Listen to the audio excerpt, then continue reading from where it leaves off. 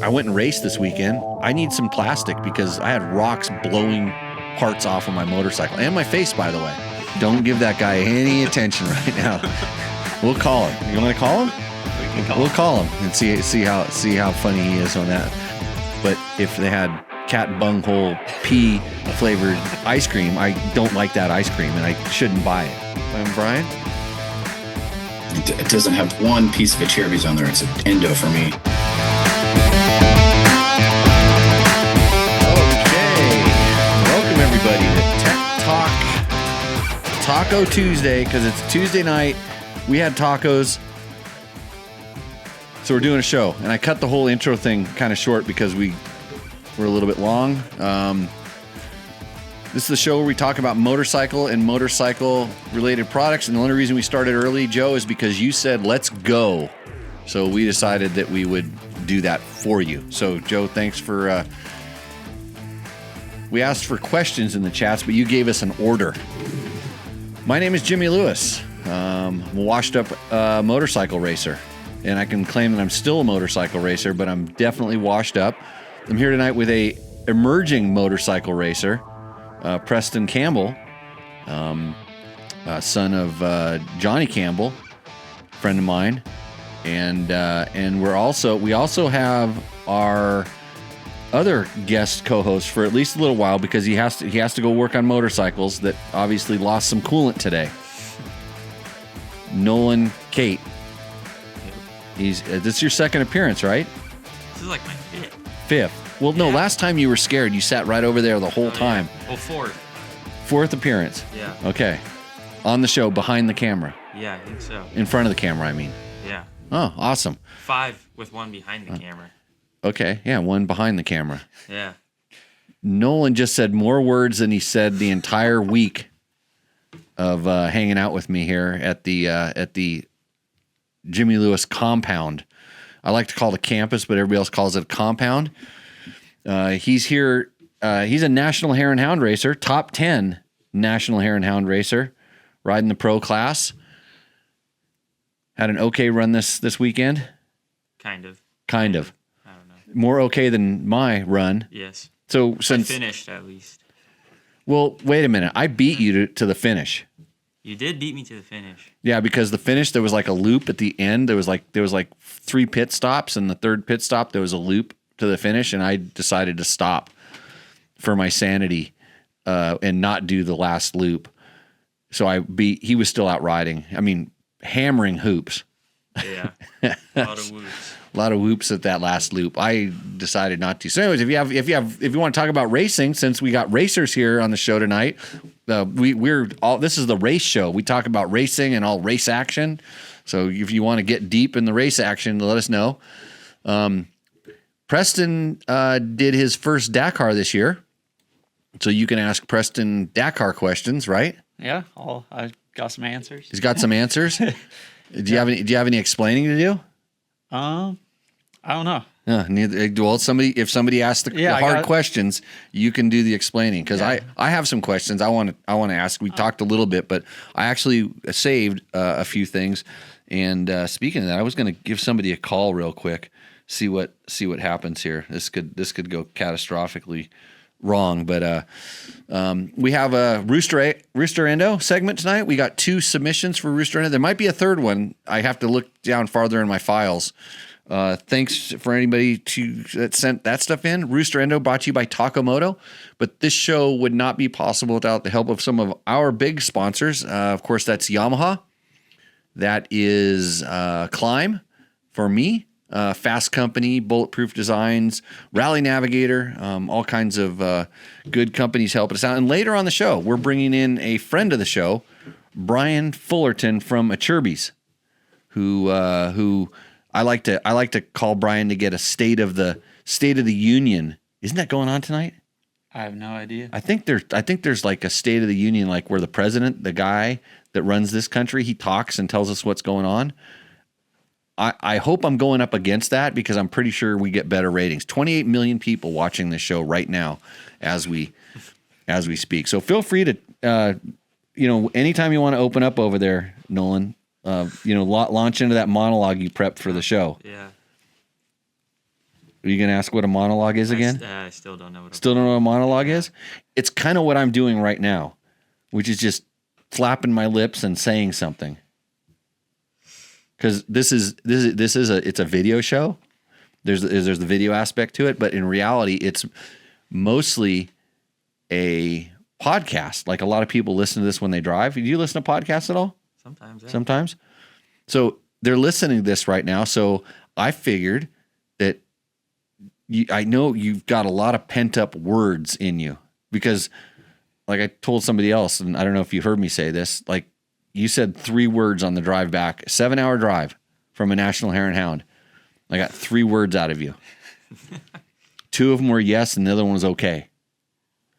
I said, "Do you want to drive?" He said, "Yes." So he drove for a while. I said, "Do you want to get Mexican food in Tonopah?" He said, "Yes." So we pulled over and got Mexican food in Tonopah. And then on the way home, I said, "Hey, if I get tired, do you think you can drive?" And he goes, "Okay." And that was it. It's a long ride. It was a long ride. I asked your dad when I got there. I said, "Does he always like that?" And he goes, "That's normal." I'm an observer, not a talker. That's the best for me. That's the best co-host ever, really. I had Logan on this show when he was like 12 or something, 13. He never talked. And I jokingly asked Jimmy, I said, "Hey, can I put Logan on this stupid podcast I'm going to do as a co-host?" And he doesn't even talk. And I'm like, "Yeah, that's the point. It's kind of a shtick." So there's my cat's butt. If you're into the cat, okay, we already got questions here. Let's see, Dave Ritter. Why don't I have a picture? Is it on my side? I don't know. You can take the cat and just throw it off the table too. It's totally allowed. If she wants to come back up, she'll take care of herself. I think it's on your side, Dave Ritter, T7X. What does Mark Daniels say? Tech Talk Taco Tuesday and tequila. Yeah. I think, is that a shot glass next there? I've got. It looks like it. Looks like it, Jimmy. Mine are ready to go if I need to. We'll see how this goes. Dave Ritter says that's where you should read it since it's talking about Preston. I don't want to make him talk about himself like I do all the time. Preston was awesome. Good job. Yeah. Yeah. State of the Union. What's that? I'll stay here. Okay. Well, hold on a second. Took care of that problem for a minute. Cat likes acrobatics. We got some thumbs up from Emerald Muick. So a monologue is where you just like you try to hold the show for a little while. Because I got a little bit of work I need to do here. I need to check for one more Roost or Endo thing. So somebody else has to talk. Otherwise, it's going to sound a lot like my ride back from that Hare Hound did. I'll answer this. Okay, go ahead. All right. Dave's asking if I'm racing the Mint 400. Yeah. Been getting ready to race the Mint the last week and this week coming, and I'm going to team up with Nolan right here. So, yeah, we're looking forward to it and should have a super, super fun time out there. And then CK Cone says, Don't forget last week's Rooster Endo winner. I sent you an email. okay, so this is like the good thing is we're getting the show together and we don't have all the sound issues we had before. So I've worked on some of this, but my computer's over there with like there's hard drives and SSD RAM sticking out of it. One of the computers that I use to do all the editing, and that's the one that has the email. That's where I sit to send the emails to Taco Mike, and I know he's been busy, and so I'm going to try not to forget, but if you want to remind me more, send me one more email and tell me don't forget. Because like I tell you on this show, I shoot myself with this gun at the end of the show that erases my memory of everything that happened from like 10 minutes ago till I go to bed. I don't remember what happened. And trust me, if I listened back to the show, I'd probably go insane. Because it's really like that. Okay, good. That's the reason. There's a reason to do something right now. Yeah, hold on. Let's see how this goes. Oh, I had it all set up to do too. That guy's getting a call. Hold on. Here we go.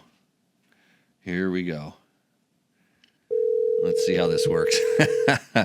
we got a quick call to another guy. We got to know if his van's still for sale. This is important news because he submitted it for Roost or Endo last week, but yeah, he's doing the peekaboo in the chat. So, Ricky, I'm watching the show right now, and I'm at dinner. You're live on Tech Talk Taco Tuesday at dinner. We just had dinner. You eating tacos? No, I'm watching your show, and I'm at dinner. You missed out on the Coyote Den tacos. No, I'm eating a steak. Welcome to the show, Ricky Brabec. Is this your first media appearance since after that race you did earlier in the year? What? Are you hiding out in not doing media? Did we catch you at a bad time? I mean I know dinner and everything. No one's reached out to do media since that race. Well, Preston's here doing media. Yeah, dude, because he did a good job. Of course. Well, you did a good job too. I don't care No, I didn't. I don't care what anybody says. You did a great job. You did. Hey, is Sarah there? No, dude, I did a Tannenberg to Hesperia. Are you riding your dirt bike in Hesperia? No, I'm picking up a trailer, testing a race car tomorrow, and going home. Okay. For the Mint. Yeah. You're doing 4 wheels in the Mint. Yeah, the old guy can't do 2 wheels of the Mint anymore. Well, Preston wouldn't even go to the Hare Hound this weekend. You know how when when you've done a Dakar, you're too good to go back to those national Hare Hound races. You only do world championship stuff. Yep. Remember those days? Yeah, but I see you punished him today by polishing your motorhome and weed whacking your yard. How did you find this out? We sent Ricky a video. Oh, what you have to do to learn? Yeah. Ricky, you have no idea how easy you got off around here. Where's the wheels for my truck, by the way? Dude, I got my own projects going on at the Rib and Dip Ranch. We sent Ricky a video of Nolan scrubbing the side of the RV and me weed whacking today. Oh, yeah. We're on the Jimbo program. They're making the campus look good. Yeah, dude. So, anyways, hey Ricky, we're gonna let you get back to dinner. Have fun driving your car. What kind of car is it? It's a Raceco, 2 chassis Honda Talon package. Whoa. Are you driving with Jamie Campbell? Kind of. Jamie can't drive right now. He's got a jacked up back. Oh. So you're soloing it. No, it's me and some other driver named Ricky. 2 Rickies. 2 Rickies. Okay. Well, best of luck to you. Have a good time. Maybe we'll see you out there. I don't know. Well, I'll be there watching Preston and old Nolan out there hammer whoops. Nolan's about ready to do a monologue. He's been biting his tongue lately, and he's ready to unleash these lots of information. But he really wants to go in the shop and figure out why all the coolant left his motorcycle on a trail ride today. 2 motorcycles. No, Preston had a lot more than you. Had more, but not full. Hey, I took him on that one trail. We call it the Rose Trail out here. I think I did it with you once. We went over. You go kind of up a wash, a canyon, and you go over like 3 or 4 passes, and then you drop down a wash on the backside, and it was snowy. You remember that one? Yeah, where I lost my watch. No, the one that's on the other side of the valley. Maybe. Oh, yeah. Yep. Yeah, I took him up that today.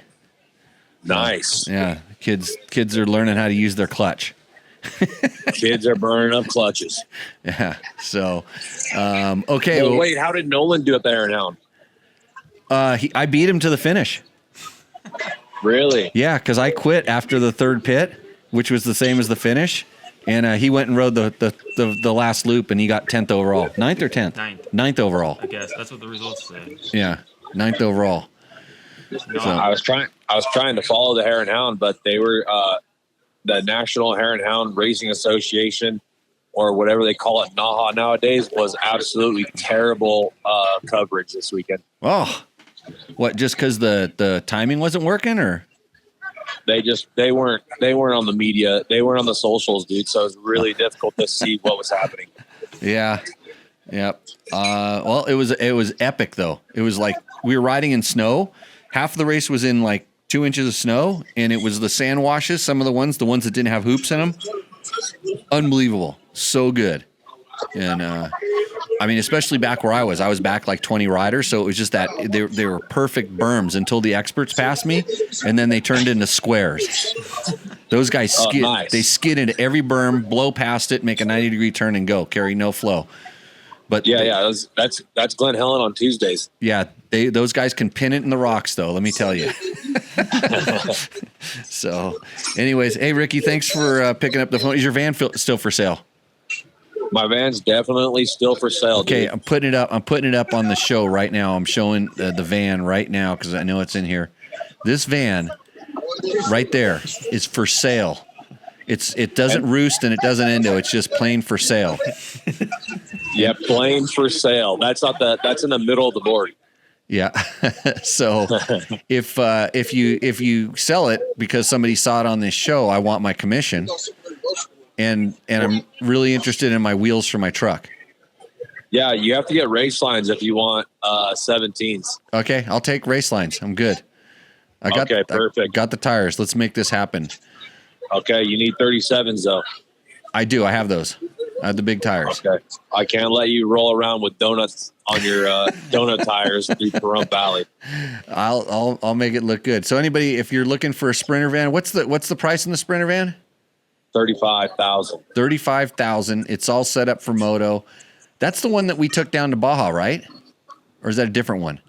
No, that's the one we took to Mexico. Yeah, this thing works good.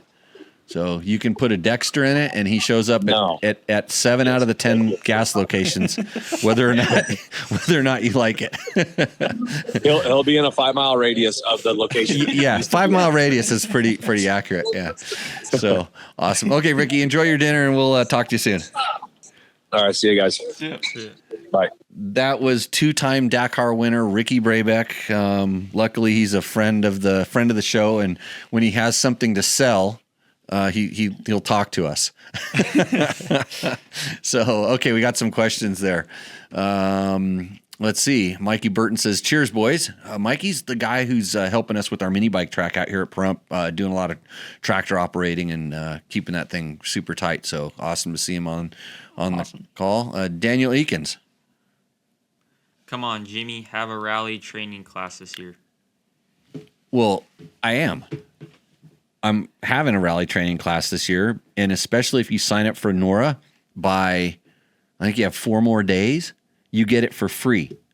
So sign up for NORA and you get the rally training for free. Otherwise, it's like $1,200, and I'll tell you when I'm going to do it, and you can pay $1,200 if you don't do NORA, and then you can get in the class. So yeah, I'm doing it. Just send me an email to jimmy@jimmylewisoffroad.com, and I will get you the information on how that works. Best online school I've ever been to. Really? Yeah. Oh, cool. Thank you. Yeah. Why? Because it's concise, or just because I do it? Honestly, I don't know what concise means, but concise means I put it all into a tight package. Oh no, the whole thing. Yeah. Yeah, you do the online and learn a lot, and then it's everything. It's I say it jokingly, but it's true. It's everything you need to win the Dakar. I will tell you in this online class, and what you do with that information is up to you. You can do what Ricky Brabec did with it, which is win the Dakar. And I thought Ricky was just deer in the headlights. I mean, actually, he wasn't deer in the headlights. He didn't say anything, and I kind of didn't think he wanted to be here when he first came and took the class, because sometimes he's a little like that. And he listened and absorbed everything, kind of like what I think Nolan maybe does. I don't know. That's what I do. Okay, we'll find out. We'll find out. We'll test you. Nolan needs to do this rally training. Yeah, class. He needs to do the rally training. He did a perfect square. That wasn't his road book. Oh. Yeah, I need a redemption on that one. Yeah. And he went with us. He's seen how we build the books. He's been around enough to where he's picked up some details. I need to learn. Yeah. We can arrange it. You can sign up for Nora. Talk to Uncle Johnny and see if he can set up a bike. Just pull one of those 450Xs out of the box, get the big gas tank on it, maybe put a muffler on it, and go do Nora and a road book. And go do Nora, and it's the best first rally you could ever do. I'm actually supposed to do a podcast with that donkey Jesse Ziegler on the Dakar Daily podcast, but he doesn't even know how to start up his own podcast again. Won't call me back, nothing. And we were going to talk about how to get into rally, and I was just going to pump the Nora because here's the real issue is that Nora's not in business to lose money and go out of business. But the people that are like me, that except for the big owner of the Nora, everybody else just does it because we love it. And I get paid to go down there and do it, but it's not really worth my time if I were being honest about it. But I do enjoy doing it. If we don't get a certain number of entries, and that's about 40, there's probably not going to be motorcycles like there are now, because now they're on a completely separate course. You don't have to worry about cars running up your ass like every other score race for most people. The courses aren't beat up because, well, you saw what happened when you presented me with hoop-de-doos this week. What did I do? Quit. Yeah. So that exceeded my maximum allowable number of hoop-de-doos. So I'm going to go run my Nora course like in a couple weeks. And unfortunately, there's 6 miles in 1,500 miles. There's 6 miles of hoop-de-doos that I have to use because I have to connect these two sections, and I could not find. It's all cactus. There's no other way around it. Couldn't find another way. We tried to run down to the beach, go around it. We tried to find like little local road. Could not find a way around this. I don't want to ride those 6 miles of hoops out of the 1,500. So that's how good the course is. No hoops. We've done stuff like we've made a GPS class if you're scared of doing rally navigation, but the rally navigation down there is simple. We have introduced a Maui Moto class. Actually, there's Ace Nelson. So Ace is going to provide support for a Maui Moto class. So you can show up with your bike and he'll give you a box for your spare parts, and you get a tent and a sleeping bag, and we'll make sure that tent and the sleeping bag and your bike have a secure area so you can do it. You can do it hardcore like Maui Moto because you want to show, you've got the ability to, you see those guys. It's gnarly. This probably isn't as gnarly because the race isn't as gnarly, but you go and, do your thing, and you don't have to have support people. We're going to take care of everything for you. And it's only $750 to have your ass, all your stuff moved to the finish, from there to the finish, and then get your bike back to Ensenada for you. So that's a cool thing. If you want to do it, top flight, you can go with a company like Tim Morton at Baja Bound. They'll take care of hotel rooms. They'll make sure they have mechanics to kind of help work on your bikes and stuff. So not necessarily a factory rider, but pretty damn close. You can do that. If you only have one person to do your support, and maybe you're a team, if you have one truck and one bike, you and your teammate could get yourselves from the start to the finish, no problem. There's no place where it wouldn't be difficult for the other driver to drive the truck, and then you'd meet the bike, and then you switch, and then rider gets off if you want to do it as a team. So you can do it as a team. So, all kinds of stuff. I guarantee you that, Beam, that you could get a monster Honda jacket that could be included with that van. I think you could probably get that thrown in. I know I could get a poster signed for you. So, do Nolan, do Nora. I want to. Then otherwise, you know what? I may never do another training again. I may just stop. So if you don't do Nora, you may not have the opportunity to do training, even if Johnny pays me a lot of money. So, somebody says I need a shot. It sounds like a great idea. What is Degbity? Preston, what gearing do you run on the RX for Hare Hounds? On the 450 RX, usually we run a 1449 at all the nationals. So yeah, that's usually our go-to. What did you run, Nolan? 1449. Oh, no, I didn't. I was on an X, so I ran 1350. Yeah. So and they switch. So why do you switch between X and RX? Well, that race was more high speed. Well, it's supposed to be more high speed and smoother than the rest of the rounds, so we decided to race that and to get ready, or get me ready to ride the X for mint. Yeah. To get more used to it. I rode a Yamaha WR. By the way, the show brought to you by Yamaha. I would have had the whole shot if I would have practiced my starts more. I did 3 perfect practice starts, and then when I went to the line, I botched it, and it didn't work. No, I was never going to be. But so I was dead last to the first turn. I passed so many people. That's what my face. If you want to see my face right now, your face is doing a lot better. Yeah. Did you put makeup on? No. You sure? Yeah. Yeah, I have like scars and stuff. It's not pretty. Got my lip. I had a big old fat lip. I was eating a lot of Roost. There was a lot of Roost being consumed there. So yeah, Trace Generations, Mikey, Mark always wants to know what we got here. That's what was the easiest thing to reach down there. So, any other questions there? Hey, so if you have Honda questions, these guys can help. If you have Yamaha questions, maybe I can help. We can answer 9 out of 10 without referring to a reference manual. What does Ricky say? I think I left my jackets in the motorhome in Saudi. No, there's a picture you sent me with a jacket hanging up in the back of that van. That's why these guys are asking.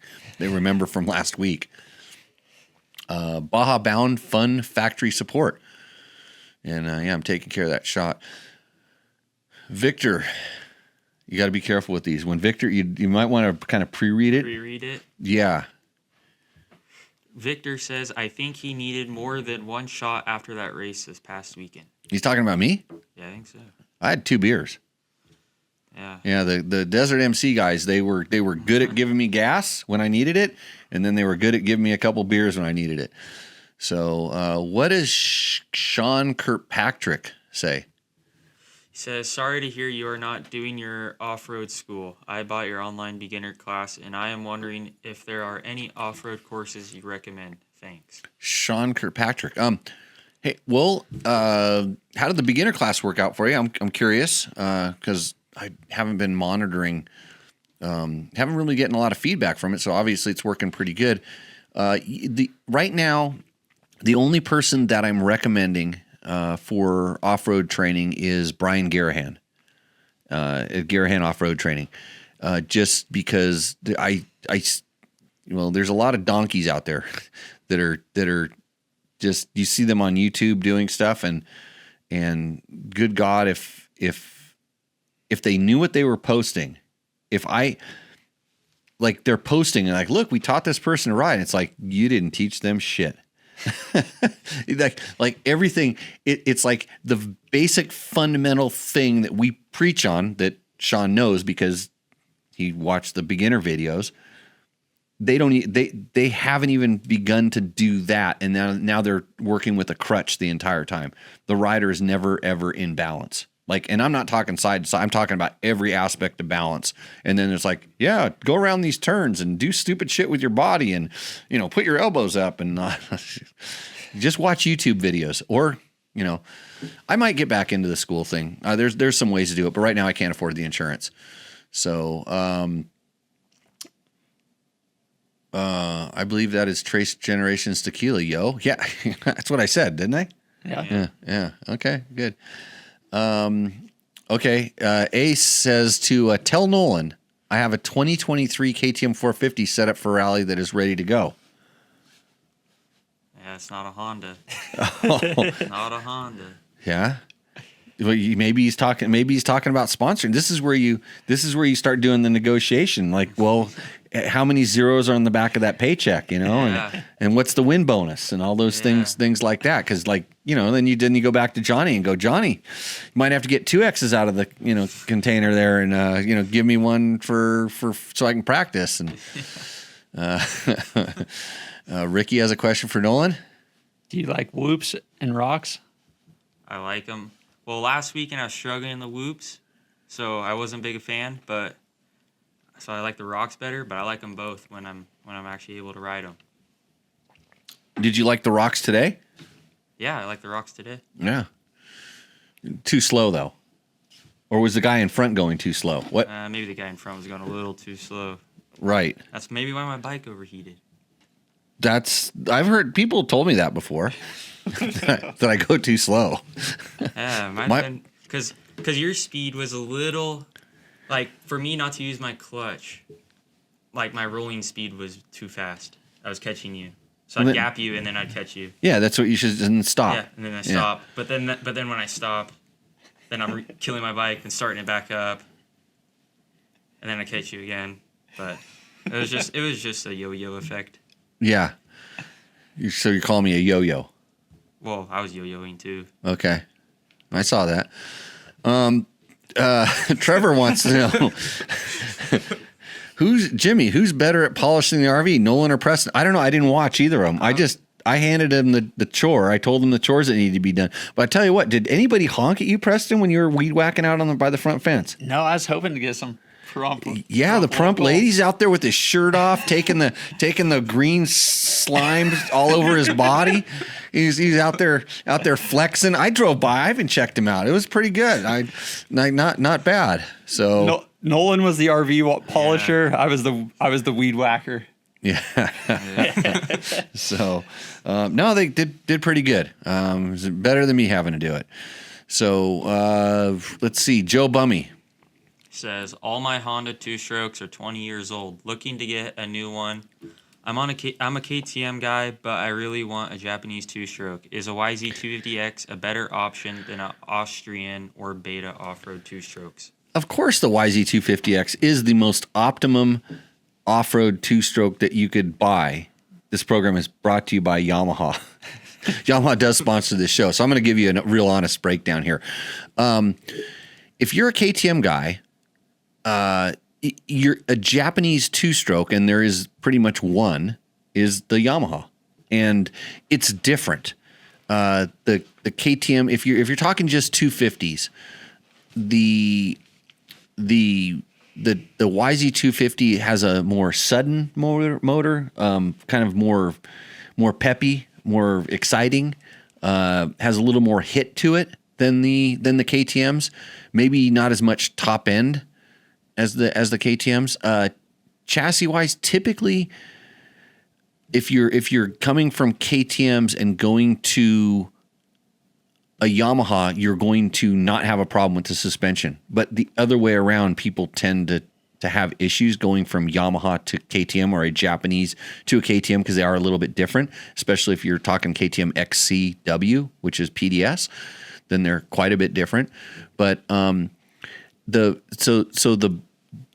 there's the Beta, and we had Gary Smith from Sportsman Cycle on last week. We had Beta talk, a little bit of Beta talk. I like the Betas. I think they're another good option. Again, different than the KTMs in a lot of ways.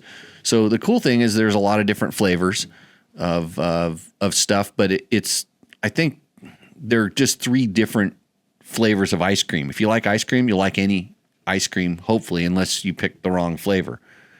So, like, I like ice cream, but if they had cat bunghole pea flavored ice cream, I don't like that ice cream, and I shouldn't buy it. I know this. I know better than this. You like ice cream? Not that flavor. I can't eat ice cream. Oh, can't eat ice cream. Man, couldn't eat the cheese and the tacos either. Yeah. Did you break any windows in my house weed whacking in the gravel? No. I was gravel hitting my van. Just shot a couple at Nold's new van. Shot a couple at my shins. Yeah. Other than that, we survived. Okay, we got Dakar questions. Preston, what was the most challenging and demanding part for you at the Dakar? I think the most challenging part for me was just keeping the intensity throughout the long days. I seemed like I always started off the day really good, and then kind of fall off by the end. So just keeping that rhythm for 400 kilometers was probably the most challenging for me. And then demanding part was just day after day. I mean, once you're in the mode of like racing every day, it's just going. You're just clicking it off, and it's just what you're doing. And when it all ends, you're like, wow, that was a lot of riding in a long 2 weeks. So, kind of to roll back, it was when you're talking about the stages, was it mentally or physically difficult? I don't know. I think it was more mentally like challenging at the end, and you're like 3 or 4 hours in. But I never felt like that, like super physically fatigued, like you would at like a Hare Hound or something. Right. But I just felt like, I looked at a lot of my times and stuff, and like they were really good in the first couple sectors, and then maybe I caught dust or made a navigation mistake or something, and then kind of just lost like that pace and that rhythm for the entire day. So after you make a couple mistakes, then you're off a click. Yeah, you're okay. You went from I felt like I was riding in the back end of the top 10, and then the last couple, maybe after a mistake or something, it was hard for me to get back up in that. Yeah, and I mean, you think about, you watch like other forms of racing, like just say Supercross, for instance. The 250s do 15, and the 450s do 20. And with rally, there's nothing. You're doing the exact same course as the top guys, and you can see it with most of the Rally 2 guys. They're always falling. They're always falling back, and it's just experience and learning how to get accustomed to running that pace for that long, and that's where those top guys are so strong doing this. Okay, we got a couple questions here, G-Man. We're going to get to yours. Trevor says, Preston knows that the 2017 Beta 300 race of the 24 hours was the optimum two-stroke. I mean, that was probably the last two-stroke I rode, and I had a good time there. Yeah, dude. It was really good on the single track, and yeah, it was fun. The crazy thing is all the bikes are good these days. It's really hard to find one, but here we have Tall Boys and Trackmasters 1. Says we have 3 Beta dual sports in our riding group with little to no miles, and they have constantly broken down with lots of issues. Okay. You should have called last week, because we could have told you exactly how to fix those issues. This is the strength. Gary's like me. You ask him a question and he just knows. Hey, Gary's the beta guy. Yeah, he's the beta guy. What kind of issues are you having? I'd really like to specifically know what they're doing and why they broke down, what broke down, and then how it was fixed, because this is how we learn. Or maybe I can turn you on to somebody who can help you make sure they're tuned right and you don't have that problem. Okay, what is G-Man 273? What's his first question? Says how much fine dust inside an air box is normal? On every 4-stroke I've had, there's always a very light layer of super fine dust in the air box, requiring a flashlight to notice. He follows it up with... He says, I get 0 dust on my 2 strokes, and I assume the strong vacuum from the 4-stroke pulls the fine dust past the filter. Filters are well oiled, and I have inspected air boxes for leaks. Is this normal? No, it's not normal. I'm guessing that he's not... I mean, he says he's oiling the filters well, but I'm guessing that he's not oiling them enough. Because I think that a lot of people, like, especially if it's a spray-in, an aerosol filter, I rarely see people get them saturated enough with the spray, and they kind of spray a coating on it and they think it's good. And mostly what you're spraying is a carrier agent that evaporates off. So I have seen fine, like we have silt, we have poof dirt, tons of silt out here, and I've seen it go through filters before, but generally they were definitely under oiled, or they got close to plugging. The more plug they did, and then it starts sucking.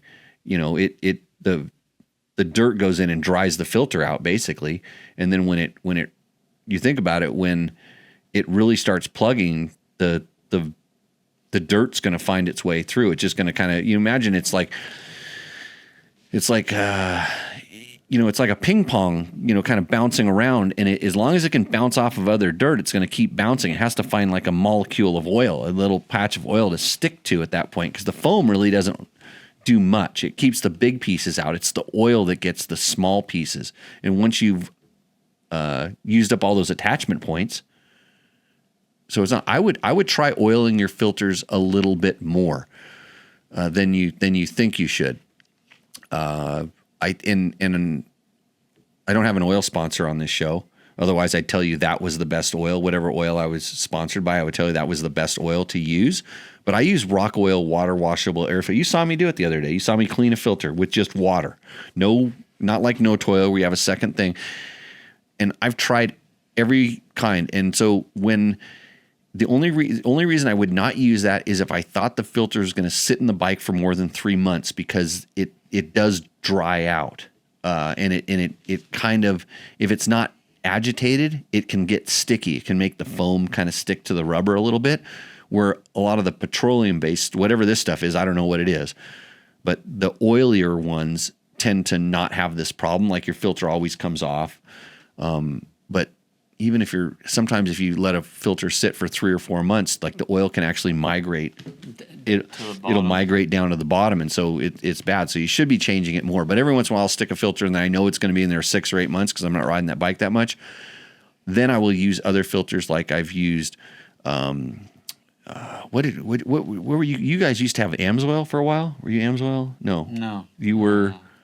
What were you? No. Lucas. Okay, so I've been using some Lucas because it was some leftover stuff that Johnny brought over. So I've been using that. I've been using Maxima for air filter oil. I got some Motul stuff from one of the quad guys that was training here, from Pablo. He had Motul stuff, and so I've used, it's like stuff just gets dropped off around here, and I just like, I need air filter oil, and I use it, and I kind of test this, how I get the experience with other stuff. I've never sucked dirt on a properly oiled filter, period. Not even the fine dust. So, and I know what that is just from the experience. So I would say, G-Man, try to just, make sure if you start, don't make it so that a properly oiled filter is not going to drip on its own in a few days. Yeah. But if you compress it at any point, you should see oil. Yeah, you could squeeze it, like pinch the little corner or something, and you could see oil come out. Right. Yeah, if you compress it at any point, there should be oil. There should be enough oil to do that. And so maybe go a little overboard with it, and then kind of wring it out. I don't like to waste the stuff, but maybe their first time, go overboard and really just kind of do it, and then kind of wring it down a little bit. And if it's dripping on its own, that's too much with a good quality oil. But I haven't used a bad air filter oil for a long time now.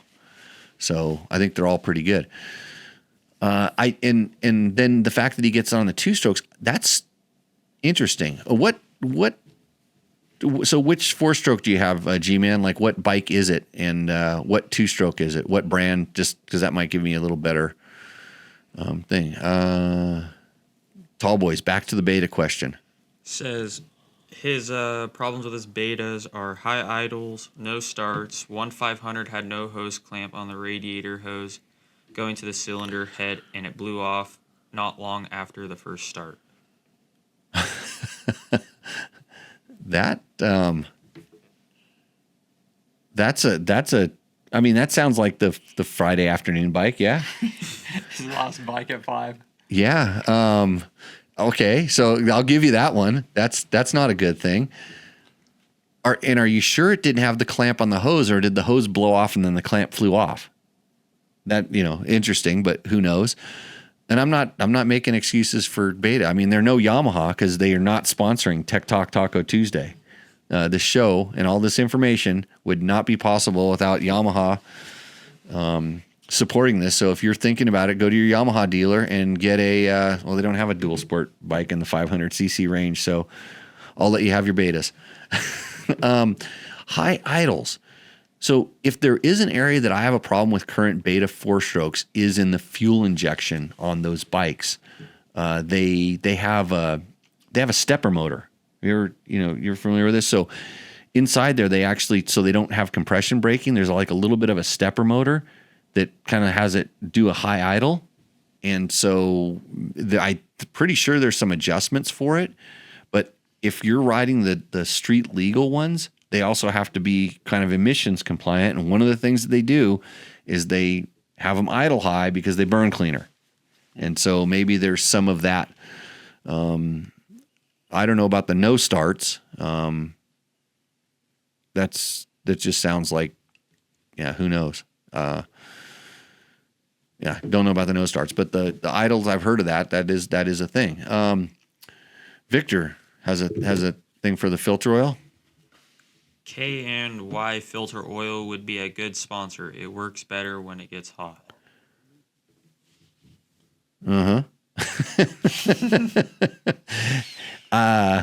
So what about that oil the lube I was putting on the wires today?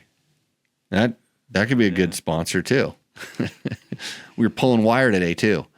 So Zane says, "Yeah, Jimmy. Yeah, Zane." Good to see you. He is not a motorcycle guy. He's a guy that he's in one of my running clubs. Okay. Yeah. So probably just came across us he's on the books of faces. And Victor was telling us that we have a big delay on our Facebook feed. Like the YouTube one seems to be pretty. So if you think the show's delayed, like we're not getting to you, try following us at Dirt Bike Test on YouTube. If you're listening to this and you want to ask us a question, I'm going to start using maybe Twitter to go after some questions, possibly. So that way we can, because a lot of people don't have time to listen to all this crap, kind of like Nolan over there. He's got stuff to do. He's got to go put coolant in a motorcycle, evidently. But I'm waiting for his monologue where he's going to talk about something. I don't know what it is. I'm just super interested. I don't know what my monologue is either. Yeah. Okay. Well, when you can deliver the monologue, then you can leave right after you're done. Still confused on what a monologue is. It's just talking. You kind of pick a subject and you just elaborate on it.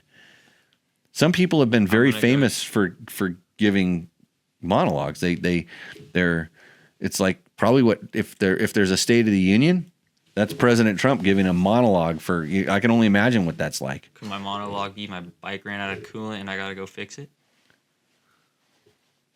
Yeah, but you have to. Subject. That's a subject. Yeah, you want to talk about that. What are you gonna? Okay, so do you think that you got your bike a little hot before you needed to get it hot? So we went riding on a trail today that was first gear. I don't want to call it extreme enduro. It was like third loop Hare Hound stuff. Yeah. Yeah. Yeah. So technical. And a lot of. And because it hasn't been used, the trail hasn't been used, it was kind of hard to find. There was a lot of down trees. A lot of water had come through the wash, so it was really hard to pick the lines to know where to go in and out. That was don't give that guy any attention right now. We'll call him. You want to call him? We'll call him and see how funny he is on that line there, because I'm pretty sure he's going to give it to me because of my performance this weekend, but you never know. So it was third loop Hare Hound stuff, technical, hard to find the trail, a little bit of stopping to kind of a lot of kind of turning, missing a turn or doing all this stuff, and I was leading because I know where the trail went, and they were behind me, and these two guys, and they probably ride just in general at a little bit higher pace than I would just comfortably, but I was going as fast as I could to find the trail, or as fast as I wanted to. Do you think in the beginning of that ride that you were a little more abusive on the clutch than you should have been? I don't think so. Usually I'm easy on the clutches. I think because I was I can hear, because I'm riding a really quiet two-stroke. I hear it's just there was a lot of rah, rah, rah, you know, kind of where I want to say I said it a couple times. Said trust the torque of the bike, you know. So instead of revving the bike and using the clutch to slow the motor back down, you want to sync those two things together. So that because you think about it, if you rev it up and use the clutch to slow it down, power went someplace. You know what that power turns into? Heat. And you start heating up the oil, and it's really hard to cool. You don't have an oil cooler on the bike. Yeah. And so that you know, that engine and the clutch is just crazy amount of heat. If you've rubbed sandpaper and you know, that's what's going on in the clutch, and it heats the oil up, and then the oil is like a bath of heat inside of there. So that little bit when it takes discipline to not do that, and you know, you didn't know that it was going to just keep getting worse and worse and worse and worse, but that extra little heat at the bottom, you're never able to get rid of that. Yeah, once it starts it. Yeah. And so but kind of just being kind of cognizant of that, you know, just kind of trusting the torque. So instead of using the clutch to slow the engine down, you bring the engine and the clutch kind of together, and then like I said, if it starts, you notice it started getting hot, and the Hondas, I can always tell the clutch gets hot. I mean, they're probably one of the ones that are most temperamental with heat and feel. You know, followed by Yamaha's, in my opinion. The Yamaha the clutch for me starts out better, has just better feel and better engagement and better bite. But once they start getting hot, it's like a KTM clutch. It's crazy how much abuse those things can take, and they'll take it for a while. And at least the Honda and the Yamaha will warn you. The KTM will take it for a long while, and then it just goes. they just stop. So there's kind of two different theories on how that works. But anyhow, so I think you got a little hot at the beginning, and then it just never got the opportunity to cool down, just because the trail, there was no place to get any flow through the radiators, stuff like that. So what are you going to do now that is, because it probably used 75% of its water? You probably think so? Probably. Or guessing by how much we put in? Yeah, we'll see when I drain it. Yeah. Well, no, it's full now. Well, yeah, but let's see if there's like any coloring to it. Oh. Wouldn't turn. I mean, because you clear water. Well, we'll see if there's stuff still in there. Oh yeah, there is. Yeah, because when we put the water and we started it up, it was blue. Oh. It was circulating. Like when we started up, I looked down in there. It was blue. So I think there's stuff in there. So my question is like, are you gonna pull the top end apart, or do you think it was that bad, or? I was just gonna drain it and put new coolant in it. Yeah, because it was. I mean, it was. If there's coolant in it. Yeah, it was hot. It got hot. Yeah. I think because you could hear, you know, the oil was definitely hot, because you could hear, you know, just, you know, when oil gets really hot, then everything gets a little more tickier noise. Yeah, that's when we started that. I didn't hear it when it was really hot, but when we came back down then when it stopped there, we heard it idle. Yeah. But I'd also pulled my earplugs out too. So. Yeah. Anyhow. Okay, let's see if maybe we give this other guy a little bit of a ring here. Love to cold call people on the show at the moment. Tell him to get ready to pick up his. I talked to him a couple days ago, I think, so I should have his number in here. Maybe here we go. We'll see if somebody will answer the phone, because he's chatting us up in the chat. So if you're listening to this, you can't see our message board kind of sliding by in the chats, but that's where the questions go. That's how you ask the questions on the show. And if your name is Trevor Hunter, you're live on Tech Talk Taco Tuesday tonight. Wow, that's a big deal. Whoa, how come he's on? Are you? Can you hear us now? I can hear you. Good, got you back in the microphone. Trevor, you have a question for Preston Campbell. I do.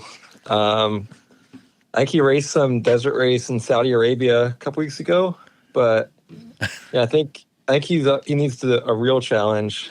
and he should race at 300L at a National Hare and Hound. Are you going to be racing too on 300s? If you do it, I'll do it again. You guys should challenge each other at the Nora Mexican 1000 on 300s. Well, he'll find some like Kawasaki loves him right now. Brian Fullerton, I need to get Brian Fullerton on the show. Dudak, see what. Get a budget. I mean, get a budget. If we want to make it really interesting, we could do some XR 150s. I've got some time on those too. Yeah, there was a lot of pannier testing or something, wasn't it? I got a week's worth of that. Let's see. 50 hours on that. What is the XR 150L? Yep. Yeah. So yeah, you guys could, you get the Yamaha, the new Yamaha WR 125. Yep. That would actually be a real hoot. I mean, guys tried to do it on Vespas, but they were like, they'd take the start and then do the finish. And so it wasn't a real thing, but I'm trying to find right now. I'm getting distracted because I need to get Brian Fullerton on the phone, and I lost my meeting. Has Jimmy explained his Hare and Hound racing experience from the weekend? Because I want to know what happened. See, I told you this was going to come up. I'm a quitter. You're a quitter. Yeah, I've evolved into being a quitter. That's what happened. Wow. I mean, I was hoping to at least get some hour meter updates or something from the start line. If we're not going to get a finish out of it, maybe get some content. I didn't know I was supposed to be a content creator. I thought I was a professional racer. Evidently, according to Johnny, I was leading. He tried to get me to. Well, I just kind of came in and I said, I mean, I'm simulating, but I was kind of crying. I was like, my arm hurts. I got a pulled muscle in my arm. I want to stop. There's going to be hoop-de-doos. It's kind of what I said, Trevor. And then he goes, but you're leading. And I go, oh shit, now I have to go ride. You can't quit while you're leading. And I go, wait a minute, Johnny. There's no way. I was riding so slow. There's no way I could be beating like 35 pros, the 35 plus pros. But I guess I was beating them at the previous pit, and I was racing with guys that kind of were riding like old dudes a little bit, not as old as me, but they were riding like old dudes, and so yeah, that's I just had enough. I had enough fun for one day, Trevor, so I stopped. All right, hey, at least you own up to it. I respect it.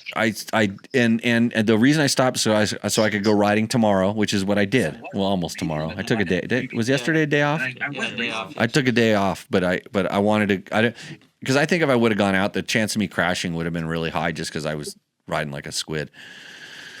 So by that point in the thing, so that's our story, Trevor. Hey, I've got Brian Fullerton from Acerbis. I let him finish his movie. He was watching a movie, but he's nice enough to come on the show. It's late here. I'm tired. It's late. Brian, welcome to Tech Talk Taco Tuesday. Yeah. Brian is my main man down at Acerbis. Everybody likes to say that Talon's the guy at Acerbis, but I think you're the one that's holding the fort together there. No, not that long. 28 years. It's been a little older than these guys, longer than these guys have been around. Johnny used to visit us in the Poway office. Right. Yeah, Yep. I used to come down there Pedestrian. when Bill used to have that place on point. Tim Morton used to work there. He did. It was right before me. Yeah. Yeah. I worked with Paul Eddy. That's right. Nice. Yep. Yeah. Paul Eddy, and there was one other guy. Rob Gladden. Oh yeah, Rob Gladden was there. Yep. MIC, MSF, Cheryl Condon. It was Casey, or what was he was, I think he did a lot of the media stuff. Kerry Pennington. Kerry Pennington. That's right. He's still shooting photos in San Diego. Oh, crazy. Yeah. So, Long Brian time. from Acerbis, welcome to the Tech Talk Taco Tuesday. I think this is the second time you've been on the show. Yes, and sorry, I've had a long 2-3 years personal stuff that I haven't been able to accept your invite. I'm sorry, buddy. No worries. Seriously. Always, when I want to know what's going on with the industry, like just how the health, the pulse, I call Brian. And the reason is because if you think about it, like, you know, they're selling a lot of plastic. There's a lot of plastic sales. And that to me is like when, like, I went and raced this weekend, I need some plastic because I had rocks blowing parts off of my motorcycle and my face, by the way. Yeah. It blew skin off my face and my radiator shroud took a hit and punched a big hole in it. You lost a fort guard. Yeah. Great. My handguard, the only reason my handguard stayed together is I put the big elephant ears on front of them. Oh God. And I saw, well, Did you cover the logo? You covered the logo. You didn't, you son of a bitch. Cover the logo. Yeah, I did. Taking away your salary. Well, I was going to run the new handguard you sent, but I was cold. And I'm lucky I didn't run those ones you have to put your hands in the holes and they're all super covered up. Oh my God. Is Trevor Hunter's off the phone, isn't he? No, Trevor's online. You got can you complain something about him? No, I've just never met him. Just talked to him on email a million times. Oh, Trevor, meet Brian Fullerton. Hey, buddy. I can't hear him, but Oh, you can't hear him. Oh, shit. That's No. right. Because he's on the phone. Oh, shoot. You can hear him, right, Brian, or no? Yeah, I can hear him. Yeah. Yeah. So yeah, you're coming through onto the show. Trevor likes to run sometimes competitor handguards. What do you think about that, Brian? I understand. I don't give him. He runs a lot of our stuff though, but I was just going to make sure he saw, and if Preston saw those handguard extensions, Talon was so hot and heavy on getting them in, and I think all the factory guys have them. I just put a set on order for me, even though I don't ride, but I was going to send a set to Trevor if he wants to try them out. Trevor, you want the factory handguards? It's the linear handguards. Will it make I you go just ran them a faster? couple times. The extensions. Yeah, he wants to know if it's going to make him go faster. Oh, totally. Yeah, then you're going to need them, Trevor. I need all the help I can get, especially if I'm racing Preston. Yeah. Are you riding the Mint, Trevor? I had no plans on it, but if you and me want to team up, I think we could do pretty good. I'll do like a half a lap and then quit. I think it's my new MO. Can race a Stark Yeah, let's do a Stark and then the battery will run out. off And the then we couch. won't Like that. I Off won't the have an couch excuse. racing. Yeah, As long as you're starting, I'm good with that. you just hang out and drink beers with Ricky Brabec and talk about doing 4-wheel someday. Oh, hey, That's my style. Jimmy. Yes. Do you remember this? It's doing some weird. It's a Cherby the shot Acerbis glass. shot glass. It's the pro. Yes. You know what? It Yes. has pro and novice on it. I Oh, wish for I could big get a or good. small. Yeah. Yep. Yeah. Yeah. And I What have do you- I'm novice. What do you have in it? Supposed Tequila. I'll try to read It's it. it's because you have a Blanco. it's because you have a DJ studio in the background. You like that? And with This yeah, is with my the ones office. the ones and twos back there. This So is you my can mix office. it up? This is what I go to every day. So this is the Cherry's office. This is awesome, isn't it? Looks pretty good. So the quick question is Sir. right now, Way better. how's the industry doing? How's It's the good. motorcycle industry doing? I think we're doing fairly well, but a lot of things changed for us where we are now. Talon's basically the manager for Acerbis and Cycra. So Right. he and I are basically running both sales divisions of both companies. And so we're kind of getting at two different plastic companies, but it's good. I went to Western Power Sports sales meeting and I think it was August, and it was a rep meeting. It was great. And then January, I went to Louisville when they had that rad snowstorm. That was the Le Mans Parts Limited show. And that was really good. There's a lot of people there, and it was a horrible, horrible weather too. So,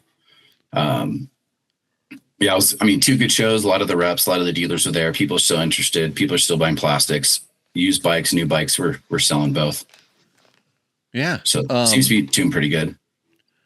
It's kind of strange, Yeah. that it's like, because we don't really know, like like for sure when the economy takes a big dump, the motorcycles take a dump too. Everything kind of goes. There's certain cycles, but like right now, it's like seems like people like.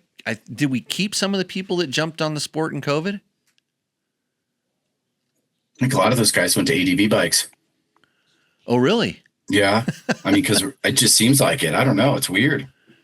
People are just still riding. I mean, not snowmobiles this year in the West. Right. But, or really, some spots they are, I guess. But No snow. There's no snow. No snow. No snow. yeah. Yeah. We're supposed to be getting a big dump right now. Nothing. It's a catch 'em foot. It's about 1 inch. So, Yeah, it was pretty. I mean, I had friends send me pictures of chairlifts with going up in chairlifts, and all that was under was dirt. yeah. I'm like, Oh, yeah. that's crazy.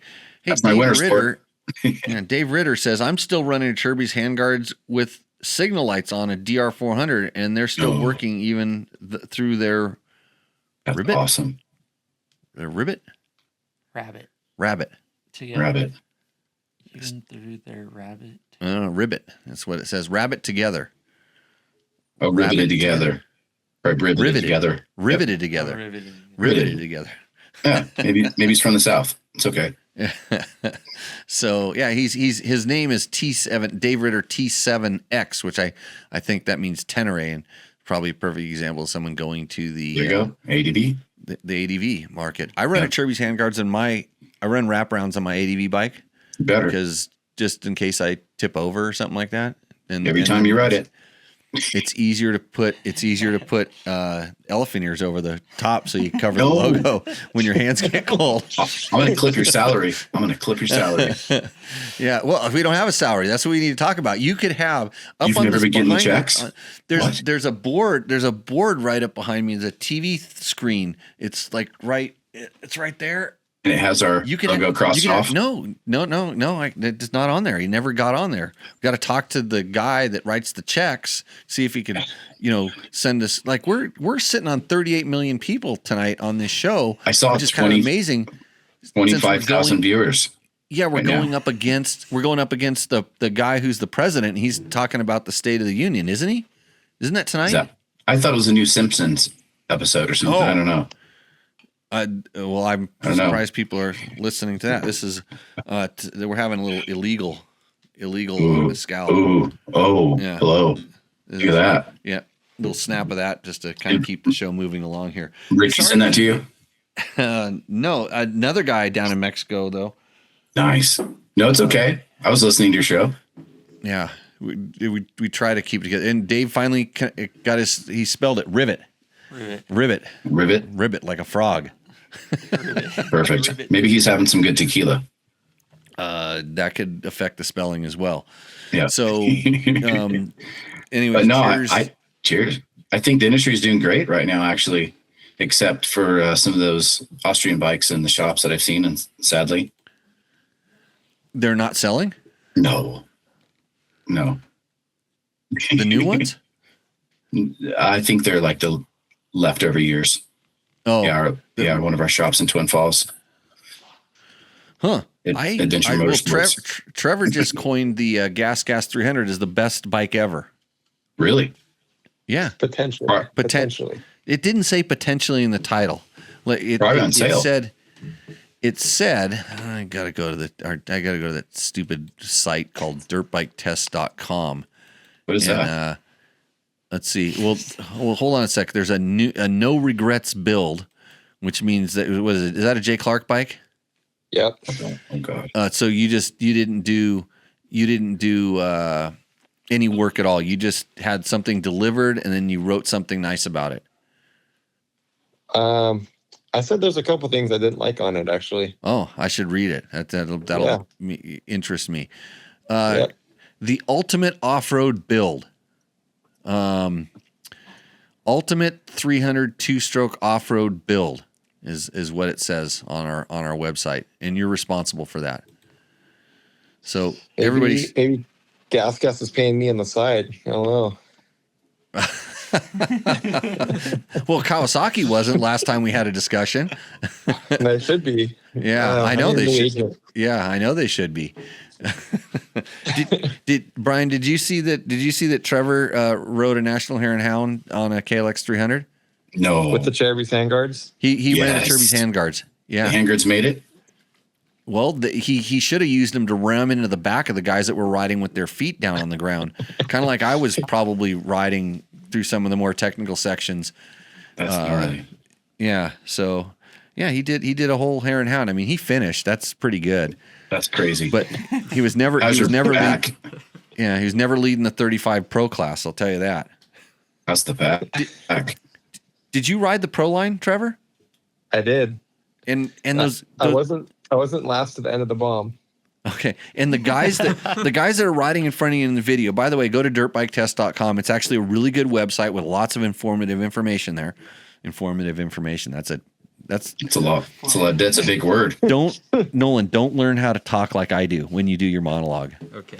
Nolan doesn't know what a monologue is. Google it. And we're gonna try to get him to he wants to go work on his motorcycle, which I told him he doesn't need to because it's fine. Because just ride it. It's a Honda. It's good. It's a Honda. It should just last forever, right? Yeah. Yep. Why are you making those guys do chores? Because they're getting free rent. Like Johnny said he's not paying their rent anymore, and they have to earn their keep around here. Well, let's do some elevation training in the summer. He wants us to all come up to Idaho to come in. It's closer than Pahrump. It is closer than Pahrump for you. No. Yeah. That's halfway. We'll meet in the middle. I'll come up there. You should. Can we get you out to Roto Run on that Stark? What are we gonna do? I just need to learn how to ride a dirt bike again. I haven't ridden a dirt bike for 2 years. Well, I can't help you because I'm not training anymore. You better. You're gonna train me. Yeah. Make it come back. You can't. I don't want to get in trouble. I can't. My insurance company. I don't have insurance right now, so I'll use my State Farm. We're good. Don't worry. When Mike Healy was corner coaching, at the track, I remember. I always talk to Mike, and I'm like, hey, because I was getting my school started, and insurance was really expensive. And I go, hey, how you getting insured? And he's like, oh, my wife's an insurance agent. I'm like, oh, really? She got to go. He goes, we're covered under our homeowner's policy. God. I'm like, huh. Sounds legit. I'm going to have to talk to my insurance agent about that. Man. It didn't sound right to me. So anyhow, so what is, so I got my new Yamaha handguards. Yep. The handguards back in stock. Get that all tightened up. I know Preston just got a box of handguards. Yeah. Nice. Good deal. Look at that jacket he's wearing. Sorry, I got to comment the jacket he's wearing. This is one of my favorite jackets. I really appreciate like it. That was a good buy. We bought so many of those. Those things are awesome. The show's brought to you by Climb. It's brought to you by Climb. And Acerbis. They make incredible. And Acerbis bringing you Brian Fullerton on the show tonight because Acerbis sponsored show. Yeah, for 144 years. Yeah, I sponsored people and they've retired. I've been an Acerbis guy for a long time. I used to wear the Acerbis gear. I liked it back in the day. It was really good. You still have a little. I wore a sexy shirt. That could have been my IDNF this weekend. You didn't wear it? The holy shirt? I wore the sexy shirt as my base layer. And unfortunately, my nipple's still a little bit sore. It must have poked through one of the holes in the sexy shirt. Are they still pierced? No. Oh, okay, good. I don't like needles. Oh, me either. Hey, so yeah, that was one other thing. I didn't realize how much my nipple hurt until I started taking my gear off, and I'm like, my nipples hurt too. I mean, a lot of things hurt. Like my ego. I really want to get some sexy shirts because those things are bitching. Yeah, they're holy. They're holy. I mean, like Wright said, Fred was not wrong when he said he was too sexy for your shirt. We sponsored him. Video I made. Yeah, we sponsored him. That's who's wearing our sexy shirt. Yeah. That's I like the remake version where they're like 40 years old and they remade the songs. They did it like when they were in their 20s, and then there was like it hit the. When you go to bars that don't pay for the music, but they have that thing, that kind of music videos running in the background. It's like some free one, but they're all these second-rate videos. That was like number one. Oh yeah, I'm too sexy for my shirt. Yep. Yeah. Have you washed yours? Is it still dirty from like 1999? It never, like that's when I got him. Johnny told me. Johnny reminded me because he brought some back. Who's our buddy that was driving Johnny's truck? Not Franco. Oh, of course, Franco's everybody's buddy, but yeah. Where in Dakar? No, yeah, in Dakar. Walter. Oh, Walter. Yes, Walter. It's Walter. Walter. Walter would Walter. He's steal cool. The sexy hair? shirts. He had the He would crazy hair. steal sexy, yeah, crazy hair. That's he would steal sexy shirts for me and then give them to Johnny, and Johnny would bring them back. And so, they were hard to get. Speaking of the Italian guys I worked with, remember Davide Trolli? Oh yeah, Yeah. That he would. God, I don't know where he works now. Davide from Hesperia. Yeah, I think no. You remember him though, don't you? Yeah, he lived in a castle. He lived in a full-on legit castle in Italy. Stop it. No, he God. he rode Nevada Rally. He was riding one of the factory Kajivas when I did Dakar the first year in '96. That's right. He was riding the vodka bike. Yeah. That was crazy. I worked with him in the office. Met him in 2007 when we went to Italy. Yeah, no way. Acerbis, yeah. That's cool. Is he working at Acerbis? No, gosh, no, not for a long, long time. No, because he was at Alpine Stars for a while. Exactly. Yeah. He was kind of doing like, I don't know, it was road racing. Racer. I think he was doing the racer care in the road racing department. I think But so. Davide was like world class. Totally. guy. Yeah. I tried riding with them. Bob Lowry. There was a bunch of people the first time I went to Italy in 2004, and it was so brutal. I swear I had a KTM with a left side Kickstarter. Yeah, that's the way they used to be. What year? What was the last year? It was horrible. 98. Oh God. 98 yeah. or 99. It was horrible. LC4. I haven't ridden a two-stroke forever. Yeah, that was. You guys would have loved it, but it was brutal. It was a real man's That's ride. what my Dakar bike was one of those. Oh man. Yeah. Yeah, Left I side worked for Kickstarter. Acerbis since you rode the Dakar. Yeah, it's been a little while. David Ritter says his AJP PR7 also has an Acerbis tank. Yeah, probably make them OEM. Yeah, what's crazy is how much OEM plastic you guys make. Yeah, and I can't really. I mean, Talk about it. It's top secret. I won't get. I don't think. Oh, pussycat. I don't think I get fired, but like a lot of the Ducati fairings and tanks and stuff we make, a lot of it. Yeah. BMWs, a lot of that stuff. Okay, that's enough attention for you. You gotta get out of here. There we go. It's no pussy for Preston. Yeah. It's got to concentrate on racing. She's gonna turn around and show her butt, and then they're gonna get sanctioned on YouTube. Yeah, YouTube will block us for bad stuff. Hey Trevor, it sounds like it's past your bedtime. It's always past my bedtime. So yeah, we're gonna let you get going. Don't you wanna pump your race that you got coming up? Yeah, are you gonna come out? Free entries? Prairie Dog Grand Prix, best race of the year. It's only 45 minutes, so if you can't make that, then we got some. I'll ride 3/4 of it. But free. Do I get free entries? If you beat Gordon Ward, I'll pay your entry. I can't beat Gordon Ward at Glen Helen. That's I mean, I used that. to annihilate that guy. He learned most of his Glen Helen tricks from me. Look, there's my cat's butt. I told you, Brian. Yeah. Oh, wow. Got to put like a little. Yeah. Had to turn that thing away. Well, I probably, I would like to. I have been riding more. If I went to the track a couple days, I could probably get back to Gordon Ward speed. Why don't you do that? I think you're retired. I know. You got to start somewhere, so you might as well come out. I did my one race a year. Is there a pro class for my age? Yeah, Vet Pro. Vet Pro. Is Vet 30? I guarantee you'll get top 3 because there's usually only like 2 people in the class. What's the payback? 0. Then what? Then why is it a pro class? That's Vet AA. Oh, yeah. No, I'm probably not gonna make it for that. Got other things to do. I'm gonna go. I'll bring you a sweet KLX 300 to ride. How about if I just ride around in my Acerbis sexy shirt and flex? That'd be hot. We get some photos of that. We do need a 30-second card holder, so if you want to bring that out, we'll make sure the live stream is zoomed in nice and tight on you. Yeah, Brian, you got some money there for that? Can we get some sponsorship going? I'll add it to your salary. I'm sure. Yeah, I don't know where the checks have been going. Yeah. Hey, it's the first time. It's the first time in like a year I've stepped on the scale and I'm below 190 pounds today. No way. Wow. Yeah. Yeah. So I'm trending in the right direction.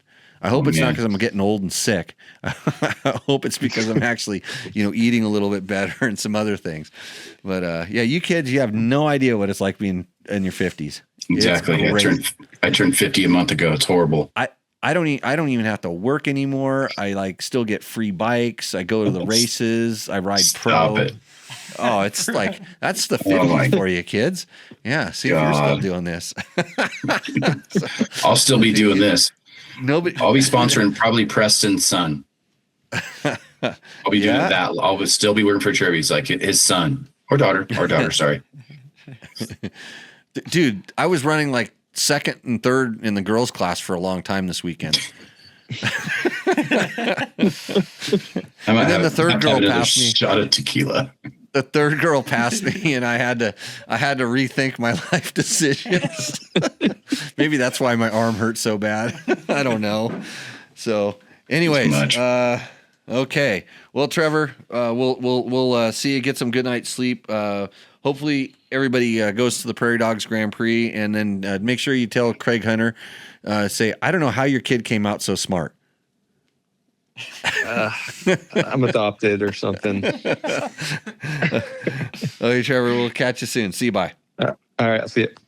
That was Trevor Hunter, everybody. He's the second best person on dirtbiketest.com. They're producing the majority of the content. Doesn't he own it? He owns it. We talked to him more than we talked to you.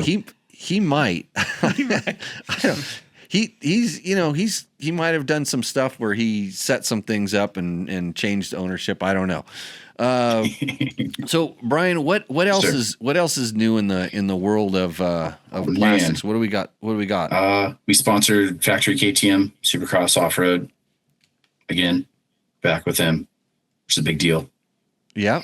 We got Cycra products into Western Power Sports early January. So what is Cycra making now? They always made number plates, handguards, the stadium plate. Plates. Okay. Yeah. Do they? Because they were one of the few plastic aftermarket that actually changed the shapes. Exactly. Yeah. They had all the trick shrouds and all that stuff. We're looking into doing that stuff again for sure. Okay. Yeah. So make it updated kits for like slightly older. I mean, no, more so just make more performance plastics. Just make more. Just bring more air into the bike if it needs it, depending on what the racers had. They had radiator shrouds that used to kind of vent differently around the thing. Yep, fenders, let more air into the air box, different things like that. Yeah. So all that stuff's, all that plastic is made in Lexington, North Carolina. And it's not free reign. I mean, we got to come up with a sales program and stuff like that if we're going to bring in some new products, like power flow shrouds and stuff like that. But that'll be coming down the pipeline down the road for sure. Yeah, that's what we used to do. I used to like their stuff. They made some pretty good stuff, and that was back when what was the owners? Oh, that so bad was with names. Me too. Oh my gosh, I'm sorry. I don't know. It's tough for me because that was our competitor since '98, and then Franco bought them in 2019, and then Talon told me April Fool's Day, that we now own Cycra, and I'm like, are you joking? Are you serious? Are you kidding me? Come on, now it's our competitor. It's like Ford and Chevy. It's our handguard competitor. And then, so then we started working with them last year. But yeah, it's kind of cool. It's kind of cool. We moved all of our, the Acerbis warehouse was in Salt Lake City, Utah, Salt Lake City, Utah. And then we moved it to Lexington, North Carolina, about a mile down the street from Cycra. So it's like the Acerbis group. And then we'll have, I think Franco bought an Italian seat company also. Not sure who it is. No more plastic seats. No. with the pump with airbags in them and stuff. Yeah, exactly. Those things were bitching back in the day. They're ahead of the time. We can't talk about that other thing, right? Which part? Nolan? Oh. The other thing you got to sit on the other day? Oh. He was testing something. So he was testing something the other day, and I almost went upstairs and got my Acerbis seat that I have up there that has a pump in it. It's you still have some? Yep, we still have some. if you're like a Euro guy and you like riding standing up all the time, but then every once in a while you forget to sit down and you sit down and you don't want to slide back, but then you want to stand right back up, Acerbis has a seat for you. Yeah. They're totally waterproof. You can pressure wash the crap out of them because they're filled with air. Yeah, because you're not supposed to sit down, and I like to sit down all the time, so that seat worked out great for me. Well, it reminded you to stand up. That's how good it was. Exactly. No, really, truly. Yeah. Yeah, they were great, but they ahead of their time. You know, I mean, people have custom seat covers now, and these are just one color for the longest time, and then they started going 2 different colors with a seat base. Yeah. But yeah, we still have some in stock, and some of the distributors buy a couple here and then, but they're if anybody needs a seat, you can probably go to Acerbis right now and get it, and then just tell them Dirt Bike Test sent you. And probably on sale. When they're probably on sale. And use code DBT to save absolutely nothing.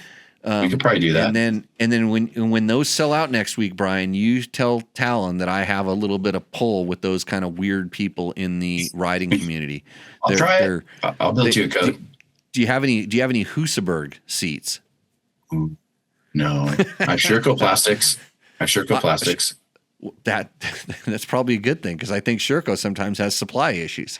Yeah, that's new owner and new regime now. So I hope I hope all these brands always get it together. You know, I do too. It was, I remember when gas was getting tossed around like a hot potato before it was a KTM thing, and I think they're still a hot potato at the moment. Yeah. Trevor thinks it's the ultimate 2-stroke.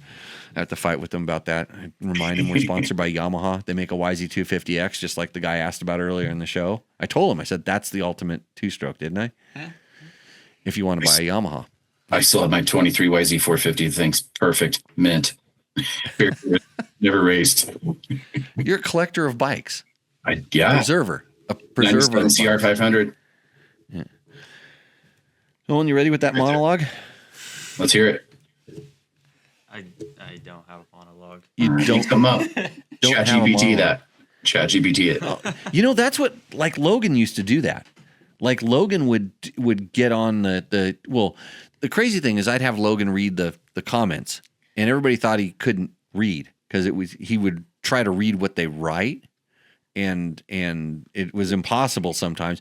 But then there'd be we'd get somebody from India in Hindu would write a question on this show, or their name would be in some weird language, and Nolan would take a picture of it and translate it. He was using the AIs before I even knew what it was. I'm like, how'd you I call up a question. Sometimes I printed it out on the sheet and I call it up, and he'd read. I'm like, Logan, what about this one? What is that scribbly thing saying? He goes, oh, that's Pujab Nanan. And he wants to know if the KTM 390 is better in the United States than the one you can buy in India. I'm like, what? Where'd you come up with this? He's like, I translated it. So Google Translate has a good app. You could just put it on camera mode right over any language, and it'll translate it right on your phone. Yep. Not so scary to go to Japan anymore. No, because when I went to Japan, I knew nothing. When you think about it, if you can't decipher the letters, the characters they're using, it is difficult. Really difficult. Yeah, you've been. Yeah. So. Yeah, I use the Google Translate app there. Put it over. It says chicken. No, chicken with bone, chicken with rib, all down. So you at least get a gist of what you're gonna eat. Mark Daniels says, "Are those not Acerbis handguards on the factory Honda Dakar Rally motos?" They are. Yeah, it's the Rally brush guard. Yeah. It's the one that every single team and every bike has. Exactly. Isn't that crazy? It's the oldest handguard too. It's the handguard I sold before you were born. the old Rally brush guard. Rally brush guard. I still have those on a couple of the bikes and a couple of our RFSs running around here. Ace Nilsson says, at Brian, running your tanks on our rental fleet. He needs some of the new handguard. Yeah, hit me up, Brian at Acerbis.com. Yeah, Brian at Acerbis.com. BRIAN at Acerbis.com. Yeah. Punan says, I love my 25 Beta 200X Pro. It's a hard enduro weapon. I could see that. I watched the video. The very first time I rode a Beta 200, I came back and I said, you know how long I struggled trying to make my KDX 200 and my KTM 200 motors run like this? And so glad you like that. The beta show was last week though, so go back in the archives. Our archives are everywhere: podcasts, video things, and even when it takes me 3 or 4 weeks to get them uploaded, they will get uploaded because I'm 3 to 4 weeks behind. You know what that's like, Brian? Yes, I do. I had to build part numbers for about a month. Yeah, I'm behind. Yeah. Okay. Oh, I have something else that I'll show you in a minute that'll make funny. Joe Bummy, what does he say? Says, please make an Acerbis large one-piece tank for a 2025 and up KTM 500. Yeah, we got a 4-gallon. You do? Yes, sir. With the radiator shrouds built in. I believe so. Like the old style. No, I believe so. Is it? Oh, they're going to attach the shrouds to it still. Yeah. I think he's wanting the ones. So I'll tell you why people like those, the old style. That they go on. Number one is it's a 1 bolt. The whole tank is held on by 1 bolt, which that's just that tank comes on and off so easy. I don't know what happens when you do cartwheels because I quit doing that, but that's the only fear I have.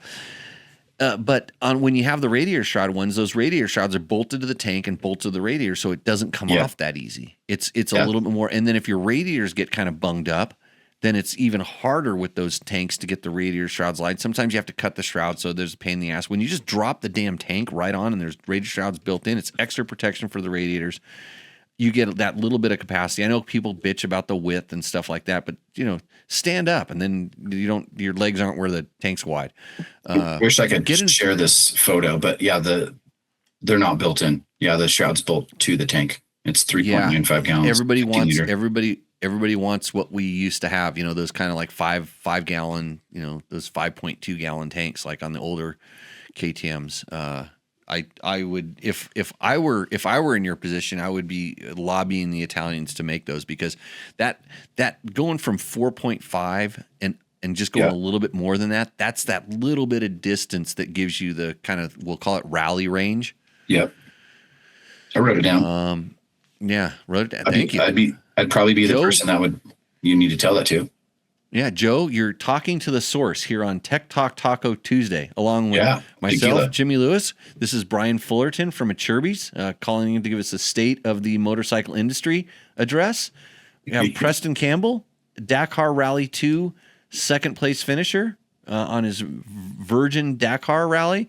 Awesome and we job. have Nolan Cate, who is about ready to drop a monologue about something tonight on the show. We're not sure what.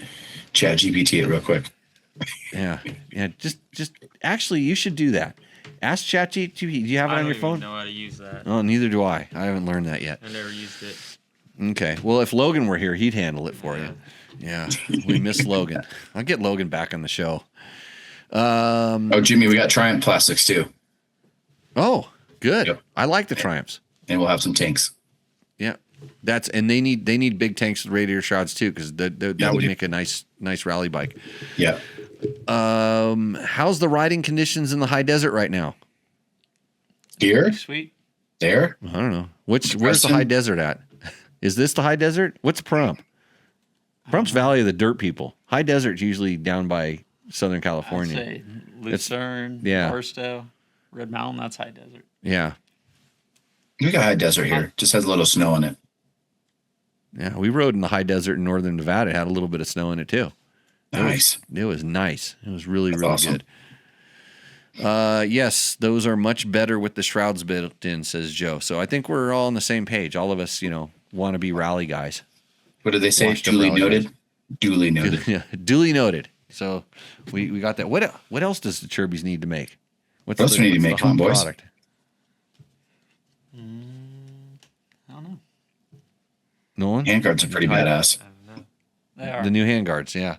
I got, like I said, I got mine for my Yamaha, but I had to ride in wraparounds because I needed to cover it up with the elevators. Jimmy, that handguard I sent you, it's called the Linear. Uh-huh. And it was a handguard. We kept making all these different handguards, and then they were making different mounts from one handguard, modifying it to another handguard. And I told them, I said, just make a hard enduro handguard. Make what everyone wants. Just made a hard enduro handguard. Make it very, very strong. And then they're like, oh, hard enduro handguard. Boom, they came up with that one. And it has that logo on the inside and logo on the outside. Just makes it so much stronger.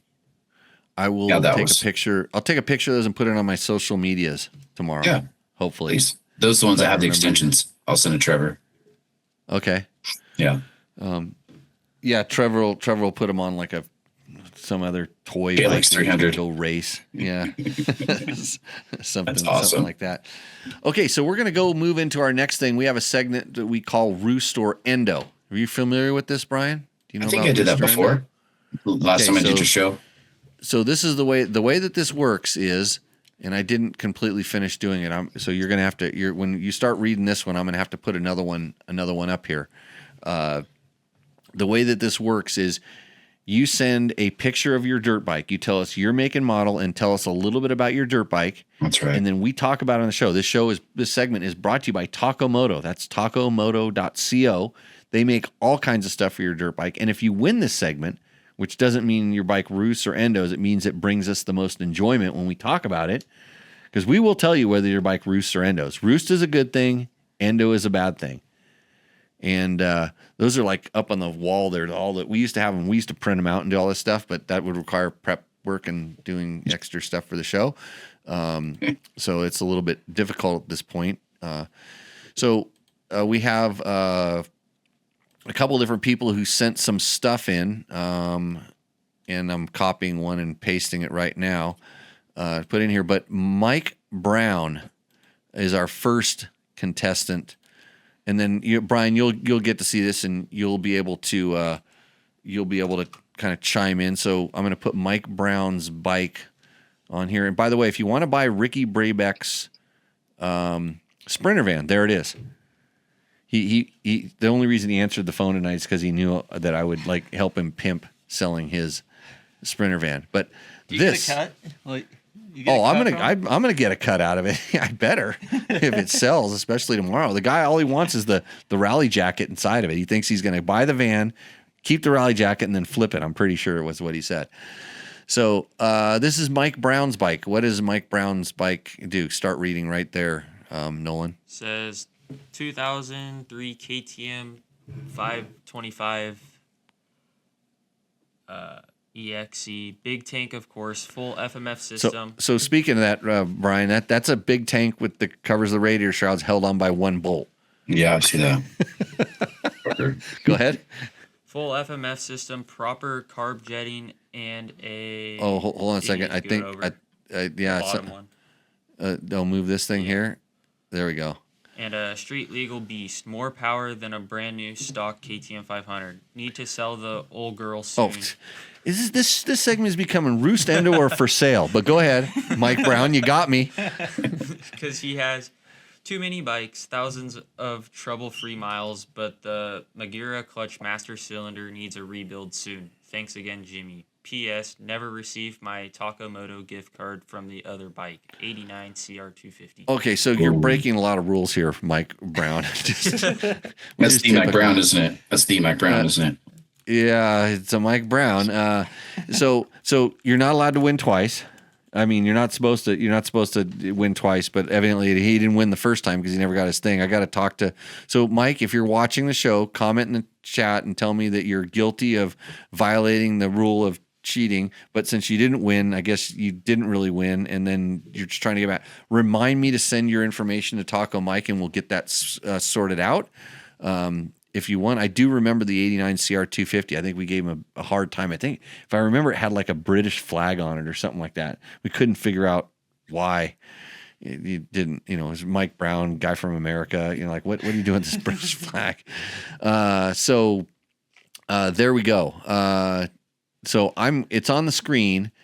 Like I say, good that we're able to kind of point out the that gas tank there, Brian. Just since you're here, look at that thing. That was a stock KTM tank on the MXCs. So this is an EXC on the MXC or the DXC, which was the desert racing one at the time. That was the stock tank, and I loved those things. They were really good. You made that for him. What year? Sorry, what year was it? This is a 2003. So you made that tank for him. Yeah, you can tell, and I'm going to try to get the adjuster here so I can move it around here. You can tell it's a 525 because those motors are really durable, except for the 525s, because they just started getting a little bit too much power. And he's not kidding; they made more power than the 500s. I rode one. I rode a 525. Those are gnarly. They're carbureted. Yeah, but they always start leaking oil. I mean, I think the 525s would run a little bit hot, and I think the cases would get a little flexy. They run really good. He's got the heat shield. That's a really good modification on that bike. He's got the full exhaust. Impossible to get these anymore, by the way. So I preferred it when the header. So this is a 2-into-1 right away. And in the 2000 to 2003, I think they were dual headers, but then FMF started going to a single header, and then KTM kind of quickly followed in suit. You need to get a skid plate on that baby because rocks go right up and hit that thing, but it puts a nice hole in your case. Not a big fan of the tires. He didn't really tell us too much about the bike. It's a skid plate. 606. It kind of looks like a 606, doesn't it? 606. Yeah, that's a good tire for a heavy dual sport bike, which this one really isn't that heavy. It's not heavy enough to make a 606 work. Does the rear look like a 606 too? I think so. Yeah, maybe he's trying to keep it legal. So, you know what's funny is I probably have 1 or 2 of these for sale too. So don't buy his bike, buy mine. But for that, since I'm trying to sell him too, this bike totally roosts. A KTM 525 because it's better than the 500 because it makes more power. It roosts. That's what I think. Preston, I got I don't know, but it needs a clutch cylinder rebuild. Oh, so it's clutch master yeah. rebuild. So it's not prepped. It's not ready to roost. Yeah. Okay. So it's an Endo. I think it's an Endo. Right? Okay. Yeah. I know how you Honda guys are. It's everything but if it's not a Honda, it's just Endos. But go ahead, Nolan. I'll give you a shot. Could be a Roost because it's a Acerbis one-piece tank. Exactly. Okay. Yeah. And Brian? It doesn't have one piece of Acerbis on there. It's an Endo for me. Oh, no stickers at least. Not even a sticker. Not even nothing. Not even a sticker. Nothing. Yep. Yeah. It's all OEM plastics. So so the chat's gonna have to help us out here because. Oh wait, Joe Bummy. Is Joe Bummy Mike Brown? That's my 525 a Turbic 1-piece gas tank part of the bike. Oh, he's the one that was curious about the we made him about the shroud. We made him for them. Right. OEM and aftermarket. Endo. It says no oil leaks, and yes, the D606 looking to M21. Oh, so that is Joe's bike. So is Joe Mike Brown? Are they the same? I think it's an old Mike Brown bike. An old? Well, no. The email came from a Mike Brown. Oh, really? Yeah. So where's the email right here? Yeah. See, it came from Michael Brown, Rooster Endo. Yeah, I don't know. I can't keep track of these people. It's too hard. There is another Rooster Endo that I lost earlier in the show, but here we're gonna go with the next guy. This is a Sherco. He really went into detail. Right. That's this right here. I'm gonna call up this bike, and so this is a Sherco. It's I got to get his name. It's Gary Drummond's Sherco. There it is right there. And then Nolan, go ahead and just give us the info on that. It says, apologies if this isn't the proper time or place to submit my Roost or Endo bike picture. Thanks for all the great dirt bike content. It's my 2023 Sherco SEF 250, an incredible 250F. Well, he did year, make, and model. That's better than some people. He sent a picture that was usable. That's good. Although I don't know why he's standing up in a tree looking down at his motorcycle. It's in the deer stand. He's in the deer stand. That's probably true. I'm trying to find I thought there might have been another Rooster Endo. That's okay. That's a guy that wants me to find a part in my shop for him. I thought there was another Rooster Endo in here. So what do you think about the Sherco?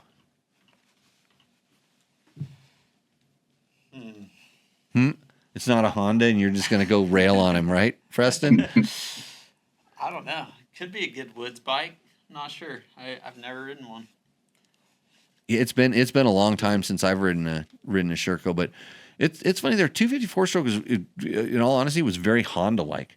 The power delivery was like the 250 RX.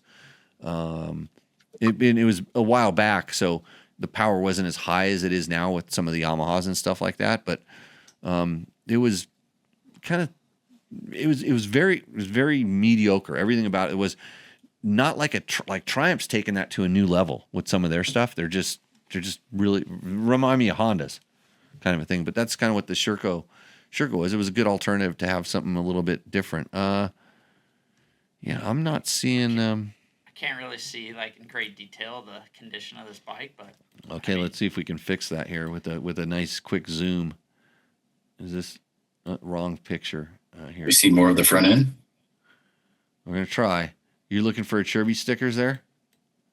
Probably. What? Wait, what's that?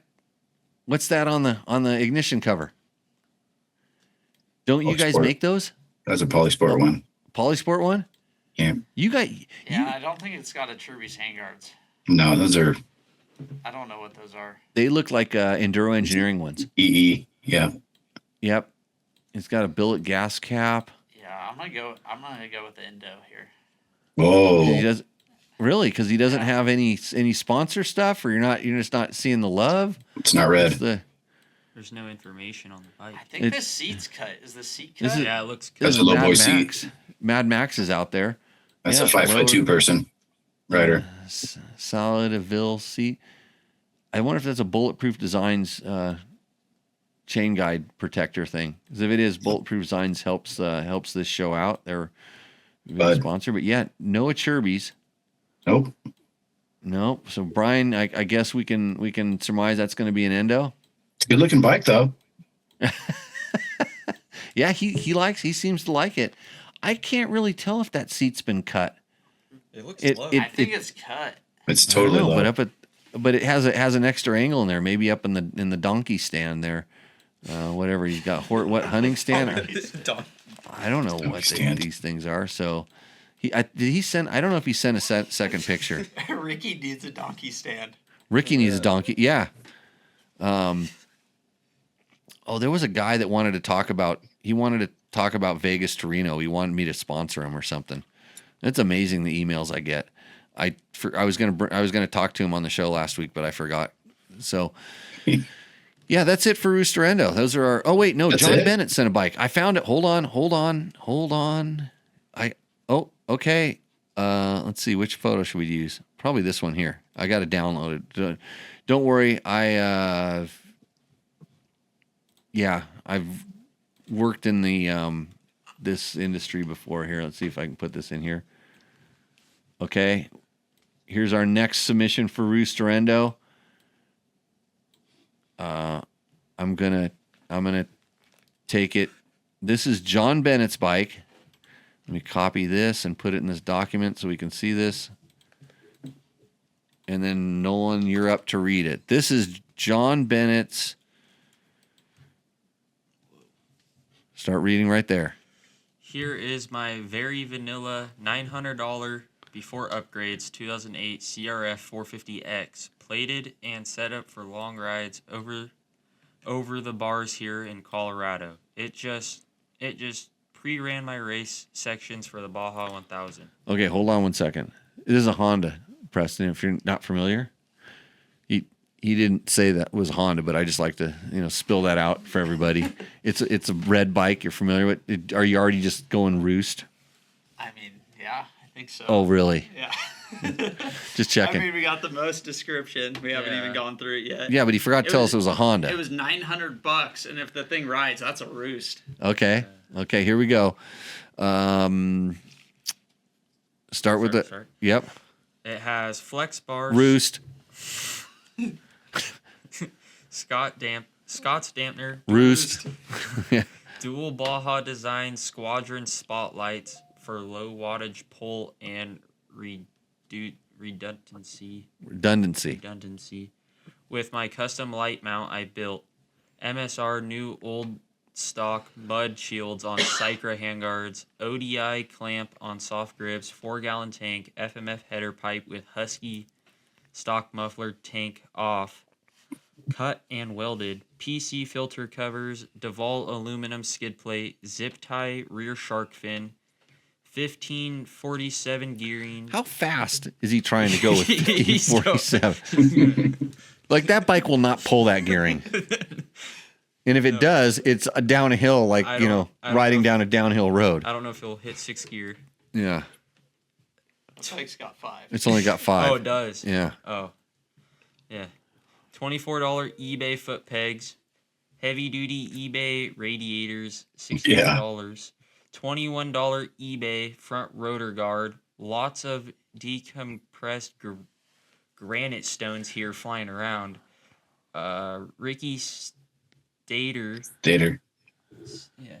Boysen clutch cover. Engine is all stock except for the EGR delete. Shinko fat tire front with nitro mousse and a whole tube of red wheel bearing grease without rim lock. Tusk D Sport rear with red grease and nitro bib. Sometimes has an XR's only billet fender rack as well. Stock reliability rules. Have a fun show. Well, thanks for what was his name again? I forgot already. It was John. Thanks, John. That list almost put me to sleep. But here's your regular customer, Brian. This guy, he's on a budget. He's all good. Working all the angles, getting all the stuff. It started with a $900 bike. If he didn't have to rebuild the motor, like, you would think he must have had to buy it blown up for $900. What year was it? Yeah. 2008. Yeah, that's not the good year. Ricky's probably they're all the same. I mean, what was the first year? 96 for what? The 450X. Oh, no. It was 2000 no, it was 2005. It was right when I started it. It was right when I started at Dirt Rider, because that was one of the first 250X was 04. 2008 or 2007, they changed the clamp. Yeah. And the front. Front number plate. Yeah, something changed a little bit. There was like a little small upgrade, but also like the Kickstarter gear or didn't something like that change too? Ray Conway would know. He knew all. It was like, I think the size of the Kickstarter shaft changed like in the upgrade. It was something really minor. 2008 was when they had the 1 year number plate. Literally, just 1 year. Oh, because did it come with the damper? No. Oh wait, yeah, it did. It did. I think it had the steering. There was a year or two that had the steering damper. And that was the front number plate modification. That's right. The Honda steering damper, not the. Yep, exactly. The one that worked for motocross, but not really for off road. Yep. So, anyways, I just emailed you a cool Endo Honda. Oh, an Endo? Yeah. Great. You want to be included in this contest? But so, anyways, this is late entry. This is an Endo, or this is a Roost right here. This bike's perfect. Okay, I'm gonna kind of go. Well, so the other thing is he took a nice picture. He's not up in the birdhouse looking down on it. He's not. I don't like it when people look down on motorcycles. Like I tell people, like, look at any magazine photo or any nice photo. They're down level or lower. They're looking kind of up at the bike, and they give it a more prominent position in the. This guy actually took it out. Got the sunset in the background. No, this guy's just stoked to go riding, I'm sure. Yeah, thing looks like ready to go. I think he's looking for the deals. Yeah. One word of caution on your $24 eBay foot pegs, though, sir. Yeah. Foot pegs take a lot of abuse, and if you've ever seen a foot peg blow apart or fall off or something like that, and you see what happens, it's not worth it. It is not worth it. And I don't know what 20, 34, 56, 92, like, who knows what kind of aluminum cans they built that stuff out of. What kind of machine shop it came out of. There could be 10-year-old children running that mill in that shop, or they're doing it with chisels in Pakistan. They're chiseling out the foot pegs. So be careful of those things you're buying on eBay. Especially same with the radiator guards. Support bulletproof designs. Like if you want to really protect those radiators, bulletproof designs make some really stuff. Dude, my radiator guards this weekend, like they have big ass dents in them, big rocks. And I could only imagine if I had the stock plastic ones on there. And the bulletproof ones are pretty stout, and to see how far, like some of those rocks got bent and stretched the aluminum in, I'm thinking that the plastic ones, especially in that cold, might have not done real well. It's crazy. So anyways, I'm giving him a Roost. Since it's a Honda, Preston's going to say a Roost. Yeah, I'm going to go Roost. Nolan? I'm going to say a Roost because you got it for a great deal. Yeah. Wow. Got 4 Roosts. Okay, so the way that this works, this is all of our stuff. I don't know if I'm going to be able to see Brian's comment. Did you go to? Oh yeah, here we go. Here, he sent me something that's rude. It says I need to report this as phishing. It says this message appears to be from Brian Fullerton, but you never received emails from this email address. Don't reply to this message unless you trust the sender and the message. That's my personal one. That's funny. Yeah, I don't know if I trust. I don't know if I trust this. We're just going to put it on the show. So here's some bicycle tires up in the air. Scroll down, son. Scroll down. Okay. Well, this is what we do here, especially when people are brave enough to send us a picture of their garage. We start critiquing. Too many toys. Too much shit. We're really supposed to look at that leopard skin. Look at that, Nolan. Look at that. That's nice. Thank you. That's fully 46. Yep. Barely ridden. Never been raced. Got the Yosh exhaust right next to the classic Toyota Jeep. Perfect. Sold that son of a. That was a pile of shit. Wasting money. Yep. So he's got the vacuum cleaner. Do you give your bike suck jobs with that vacuum cleaner? I blow the shit out of that thing. Clean it with Look at that thing. It's never been ridden. It looks pretty cherry. I used to clean them. Well, like we always like to do on this show, we disqualify anybody who is potentially becoming a sponsor because they could be trying to influence me, kind of like Yamaha has. I've been trying them forever. My boss is a cheap. Yeah. Yeah, I don't think Talon likes me. I really think. I think his kid followed me on Instagram back when his kid was really young. It was it was just strange because I saw Max Volan followed me when it was like real. Like nobody knew I knew who he was because I'd seen him ride at like Hangtown. Yeah, I seen him ride at like Hangtown, at the amateur day. I'm like, that kid is flying, and he has a really like Euro. Well, first I said that kid has a Euro riding style. Yeah, I'm watching this kid on an 85 or something. Yeah, and then then I figure out who it is, his talent, and so his kid followed, and I probably did something stupid on Instagram. And his dad like, gotta stay away from that guy. He's bad news. Your lifetime, you get the lifetime sponsorship with us. Well, that's because Franco saved me from a life of slavery in Zurat, Mauritania. I'll tell that story sometime. I probably already have. Oh wow. Yeah. Oh yeah. Read a book. So, I am Monkey Butt 2. Okay. Yeah. It is. It's going to be Monkey Butt 2. It's not going to be Coffee Brute. You know what, Nolan? I know what you can read tonight. This is Jerry's book. This is. Look, do you know that I have copies of Jerry Bernardo's book, and I actually had a segment. I keep forgetting to do the segments. You could sponsor the segment too, Brian. The way that the segment works is you can pay me not to read an excerpt from Jerry's poetry book. Is that good? Let's see, we could read Pink Blanket tonight. We could read Tossing Anchors. We could read Hand to Wall. We could read Holy Trucker Tan. Holy Trucker Tan. Oh, I just started reading it. See, the reason you don't want me to read this, I don't want anybody to have bad dreams tonight. But you can pay us to not read a segment from the book. Actually, I have the voice. No, nobody will know it's you. Watch. 1 second. I'm getting it ready. Whoa. Hey, start thumbing through there and find one that you want to read. Are they PG? Sometimes not. Sometimes not. Yeah, here, Dear take I that. have to read a poem. Yeah, you have to read poetry. It's your monologue. I need to find the short one, Preston. Yeah, that I'm is. looking for a short one. Yeah, looking for a short one on there. Okay, so Call Jerry, have him read one.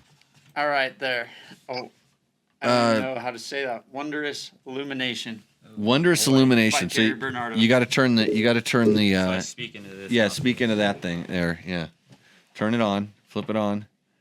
Okay, just wait. Not yet, because I got it. We got to make sure that we get our winner. John Bennett, you won Roost or Endo, I think, right? We all agreed. Yeah. That Honda 450X is a winner. You get a $100 gift certificate from Taco Moto. That's tacomoto.co. So that will help you not maybe start looking at foot pegs. I'm just saying for safety. So John, send me an email and we'll get you all hooked up with those guys. We have a couple of questions here. Mark Daniel says it will pull the gearing if it has a Sierra 450R cam in it. Oh. Preston's chin dropped a little bit. No, He's trying to think. He's ridden. You didn't ride. You didn't really race much of those. I never raced one. You never raced one, but you've ridden them. I've ridden them. Yeah. I honestly don't know.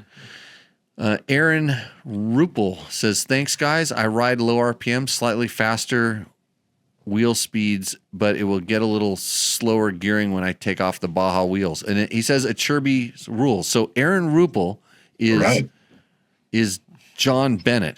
This is where everybody they forget. Why do they do that? They're commenting on their stage name or whatever, their ghost account or whatever they got going. And then Street Sweeper says the Sherco homies. Well, that's probably like, have you ever seen this group of guys here before that want to roll me?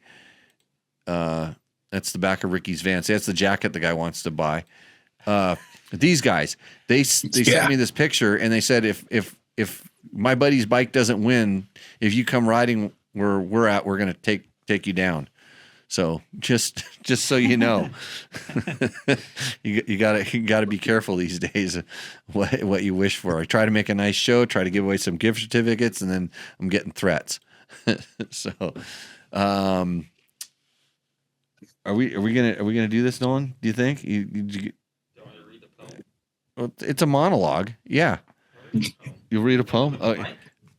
Yeah, with the mic. Okay, so anything else, Brian, you want to let us know about before we get going, before we just send this show off with a I'm getting tired. I don't have anything else to You're say. getting tired. Yeah, it's Victor says it's erotic poetry, but he's probably going to think a second about that.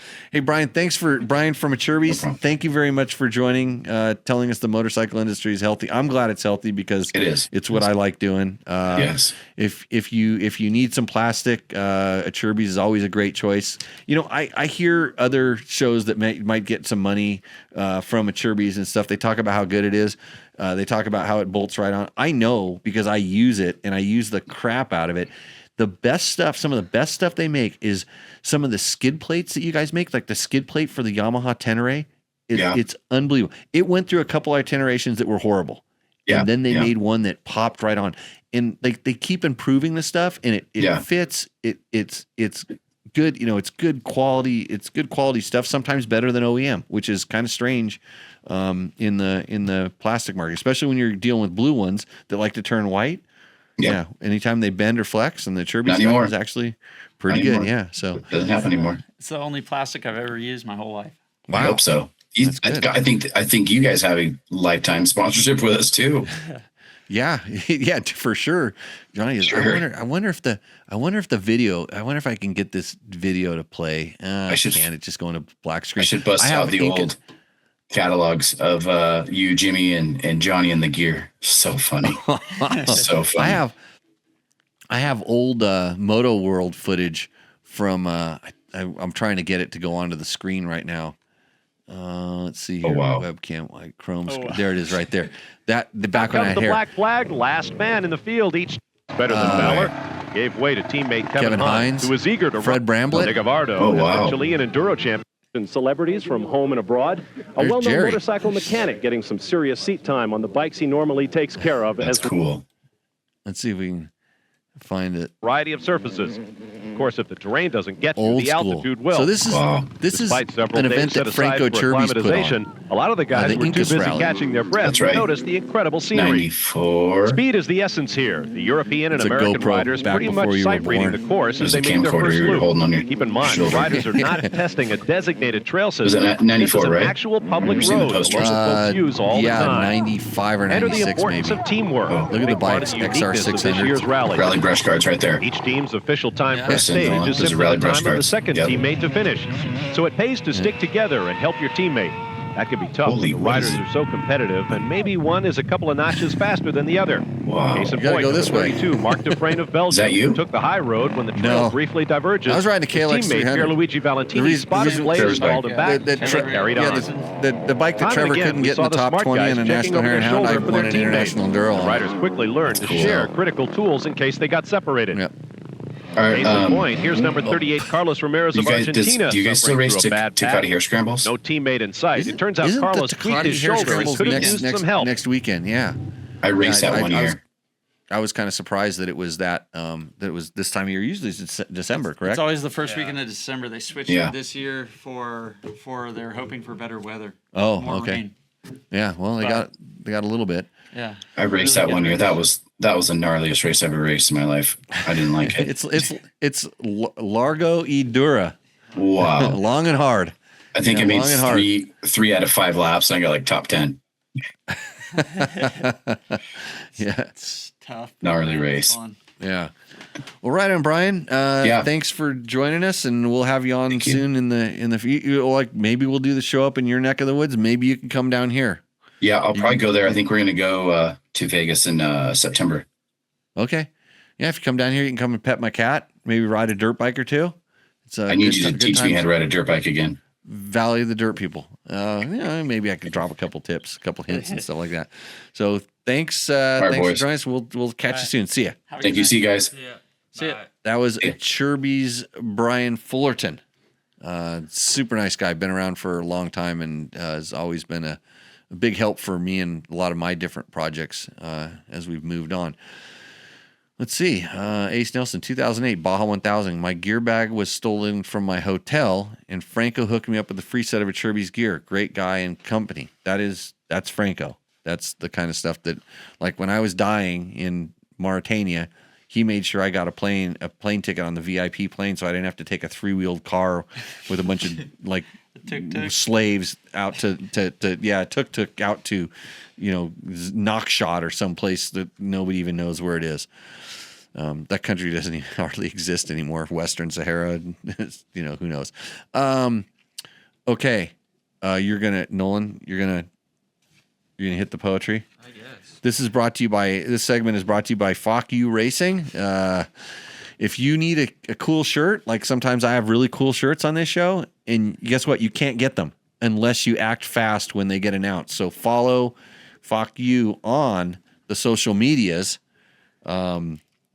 to find out. JB Black posts, but it's a good team with a bad name is what we like to the way we like to say it. But it's just because they say that a lot back in Boston. They have a funny accent and it comes out a little weird. So there we go. So we're gonna let Nolan finish off the show. What's the name of the poem you're reading tonight in your monologue? A wondrous illumination. Okay, so turn on that microphone and hit it. A wondrous illumination. Write us something happy with an ending so triumphant. The sounds of sympathy will cascade our way. A wonderful story with magic and heroes and trees full of fruit. A large land of magic with no hunger, no plague, no lost wanderers begging for a good night's sleep. You have the power and the insight to cast a spell, one that shames fiction back to the darkness, a wondrous illumination, injecting sparkles into a child's eyes. Sit with us and speak slowly. We long for it. We crave the way you spin and weave. It draws us in, keeping us bound at our feet. Captive and drunk from its warmth, write something happy Let us shout it from a balcony of gold to peasants, thieves, and kings alike. Relentless days of sad news have drained us, and we all need a boost. Bless us with a victory to share. We need your fuel, your mighty pen full of starlight. Okay, everybody, that was an excerpt from Coffee Brewed with a Graveyard Mist by none other than Jerry Bernardo. Thank you, Jerry, for doing that. And with that, we will see you all in the trail. Hope to see you next week, where I'm going to give my State of the Union address. See ya. That's the hardest part of the show. I got to remember how to turn this thing on. If you like what you saw in this video, come check us out over at dirtbiketest.com on the webs. We have bike tests, product tests, a lot of fresh dirt, and you can even support us by clicking through our links. Hopefully, we'll see you out in the trail.